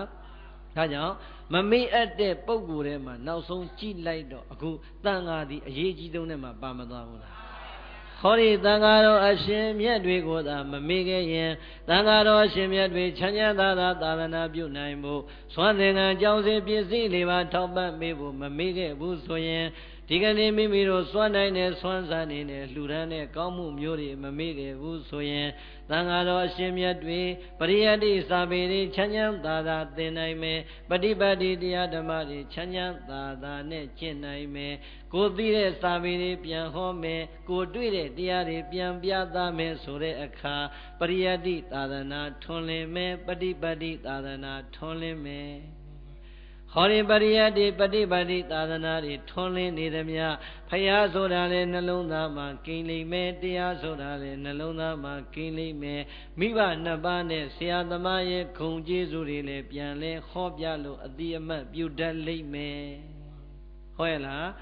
ဒီတော့ဒီကနေ့ညဦးဇင်းတို့မမေ့အပ်သူများဆိုတာကိုဒီလောက်ပဲဟောကြားဝင်ပြုပါတနာရီခွဲဟောပေးပါတယ်ဟုတ်လားမမေ့အပ်တဲ့ပုဂ္ဂိုလ်တွေရဲ့ဂုဏ်ကျေးဇူးကိုသိမှမပြန်သေးဘူးပြီးအောင်မေ့နေရလားမသိဘူးမမေ့အပ်တဲ့ပုဂ္ဂိုလ်တွေရဲ့ဂုဏ်ကျေးဇူးတွေတော့သိမသွားဘူးလားဘာလို့ရမလဲသိုံနဲ့ရပါမလားနင်းငါချစ်တယ်ချစ်လိုက်တာငါသားလေးလိုပဲငါသမီးလေးလိုပဲလို့ပြောနေုံနဲ့အရသာရှိရဲ့လားရောသားလေးရောသမီးလေးရောမိုး1000ယူသွားအောင်ဆိုရင်မကျင်တတ်ဘူးလားအဲ့ဒီလိုပေါ့အတိအမှတ်ပြုုံနဲ့ရပါမလားအတိအမှတ်တွေပြုလိုက်ပြီးတဲ့အချိန်ကျရင်အတိအမှတ်ရဲ့နောက်မှာသိတတ်တဲ့လက်ကလေးတွေနဲ့ပြီးဆက်ဖို့လိုပါသေးတယ်အမေနဲ့အဖေဆရာသမားတွေအပေါ်မှာကိုယ်တိုင်ကိုယ်ကြပြီးဆက်ပါဖရာရဲ့အပေါ်မှာအဆုံးအမတွေကိုနာဂမှတ်သားရဲ့နဲ့ပြီးဆက်ပါတရားရဲ့အပေါ်မှာလက်တွေနာကြတဲ့တရားကိုလက်တွေရှုပွားရဲ့နဲ့ပြီးဆက်ပါသံဃာတော်အရှင်မြတ်တွေရဲ့အပေါ်မှာစွမ်းသင်္ကန်းကြောင်းစီပစ္စည်းလေးပါလှူဒန်းရဲ့နဲ့ပြီးဆက်ပါအဲ့ဒီအဆင့်ရောက်ပြီဆိုတဲ့အခါကျတော့သားကောင်းယရနာသမီးလိမ္မာတပည့်ကောင်းယရနာတပည့်လိမ္မာတွေဖြစ်မသွားဘူးလားဒါကြောင့်မမေ့အပ်တဲ့ဖရာတရားတန်ခါယရနာမြတ်သုံးပါးမိဘဆရာသမားများကိုမမေ့တတ်အောင်ညွှန်ပြပြီးတဲ့အတွက်ကြောင့်မမေ့တတ်တဲ့ပုဂ္ဂိုလ်တွေအနေနဲ့တတ်တည်ပြဖို့ရန်ဟောဒီကာယကံဟောဒီဝစီကံဟောဒီမနောကံတွေနဲ့လက်တွေ့ပေးဆက်နိုင်ပါစေနော်သာတော်နှလုံးပြောပြောင်းသူတော်ကောင်းတို့မာတာသာမြင့်မောတောင်ဦးမကကျုသည်မွေသမီးခင်ကျေးဇူးရှင်ကို၎င်းပိတာသာမြင့်မောတောင်ဦးမကကျုသည်ကျွေးတပါခင်ကျေးဇူးရှင်ကို၎င်းယရနာနိဇာဘုရားတရားသံဃာယရနာမြတ်သုံးပါးတို့ကို၎င်းကရုဇာတလုံးတပါဒဆုံးမပဲ့ပြင်သွန်သင်ပြီးတဲ့ကျေးဇူးရှင်ဆရာမြတ်ကို၎င်းနပမေဇိတပါမိမိအပေါ်မှာကျေးဇူးတော်တွေအနန္တများပြားလာတဲ့အတွက်ကြောင့်ဘယ်သောအခါမှမမေ့ထိုက်ပါကုန်ဒေသံထိုယန္တာမြတ်သုံးပါးမိဘဆရာသမားတော်ကိုပိသောပကာရာယကျေးဇူးကုန်ကိုအတုံးတပံပြန်လဲ၍ပေးဆက်ခြင်းငါတရာနိယောညင်ပါအခခသိမ့်တုံမေသင်သူတော်ကောင်းအပေါင်းတို့သည်ပူဇဏံပစ္စည်းနဲ့ပူဇော်ခြင်းတရားနဲ့ပူဇော်ခြင်းကိုကာတပံကာတပမေဝကောင်းစွာမသွေပြုထိုက်ပါပေတော့တည်း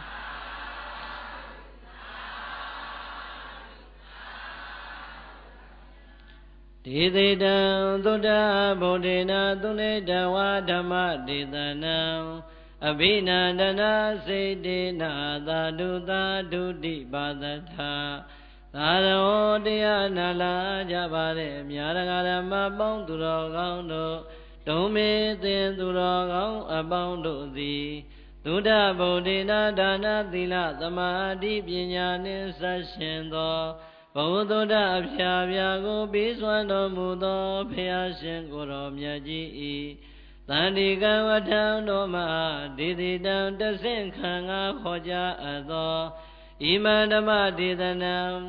မမေ့အပ်တဲ့ဂုဏ်ကျေးဇူးတွေအနန္တများပြားလာတဲ့အတွက်ကြောင့်မမေ့အပ်တဲ့ပုဂ္ဂိုလ်တွေကိုဖော်ညွှန်းဟောကြားအပ်သောဣတရားဒေသနာတော်မြတ်ကိုသူနေတဝါကောင်းစွာယုသေနာကြကုန်ပြီသည်ဖြစ်၍ အဘိနန္ဒနာစိတ်တေနာလွန်နှစ်သက်ရွှင်လန်းဝမ်းမြောက်ဝမ်းသာပီတိဖြာရကုန်လျက်အဘိနန္ဒနာစိတ်တေနာဟောဒီကိုယ်တော်ကြမ်းပါ၏မကောင်းမင်းမကောင်းကြတော့လေတော်သေးတယ်ငါတို့ကိုတဏှာကြီးနဲ့ပြန်မသွားဘူးတော့စုစုပေါင်းလိုက်ရင်တော့2 နာရီတောင်မှနီးသွားသေးတယ်ရဲ့လို့စိတ်ထဲမှာပြန်ကားတွေးပြီးတော့စိတ်ဆိုးတဲ့မျက်နှာလေးတွေပြင်လိုက်ကြစမ်းမှာတချို့ကပြောကုန်ပြီဒီကိုယ်တော်တွေကသာကိတကြတော့တစ်မျိုးတစ်ပုံစံတခြားမျိုးနဲ့ကြတော့တစ်မျိုးတစ်ပုံစံနှစ်ပုံစံဟောတယ်လို့အတန်တွေထွက်နေတယ်ပရိသတ်ရေဘုန်းကြီးဆိုတာမျက်နာကြည့်ရဟင်ပတ်ပါတဲ့အမျိုးမဟုတ်ပါဘူးအလူငွေများရတာဟင်ပတ်ပါသွားတာပါဒါကြောင့်အလုံးတော်တို့တရားဓမ္မပေါင်းသူတော်ကောင်းနေဒီကိုယ်တော်ကဘလောက်ပဲအခက်အခဲတွေရှိပါစေမြတ်စွာဘုရားရဲ့သာသနာပေါ်မှာတကယ်ကြီးညိုပြီးသားဖြစ်တဲ့အတွက်ကြောင့်တကယ်တရားတရားနဲ့ဆွမ်းနိုင်အောင်ကြိုးစားပြီးတော့ဟောပေးလိုက်တာပါဆိုတဲ့အကြောင်းပြန်ပြောင်းလို့ရှင်းပြရင်တရားဒိုရာရှိရာတွေစဉ်းစားမနေပဲနဲ့ကြည်လင်တဲ့စိတ်ထားဝမ်းမြောက်တဲ့စိတ်ထားလေးနဲ့ဝမ်းမြောက်ဝမ်းသာပီတိဖြာကြကုန်လျက်သာဓုသာဓုတိသာဓုသာဓုသာဓုလို့ခေါ်တော့သူတော်ကောင်းသူမြတ်လောင်းတို့ရဲ့ကောင်းမြတ်တဲ့ကြွေးကြော်သံကိုဘာသာထားသုံးချိန်သုံးဝနှုံမြခါ၍ကောင်းစွာမသွေကျူးရင်လိုက်ကြလေကုန်ရသတည်း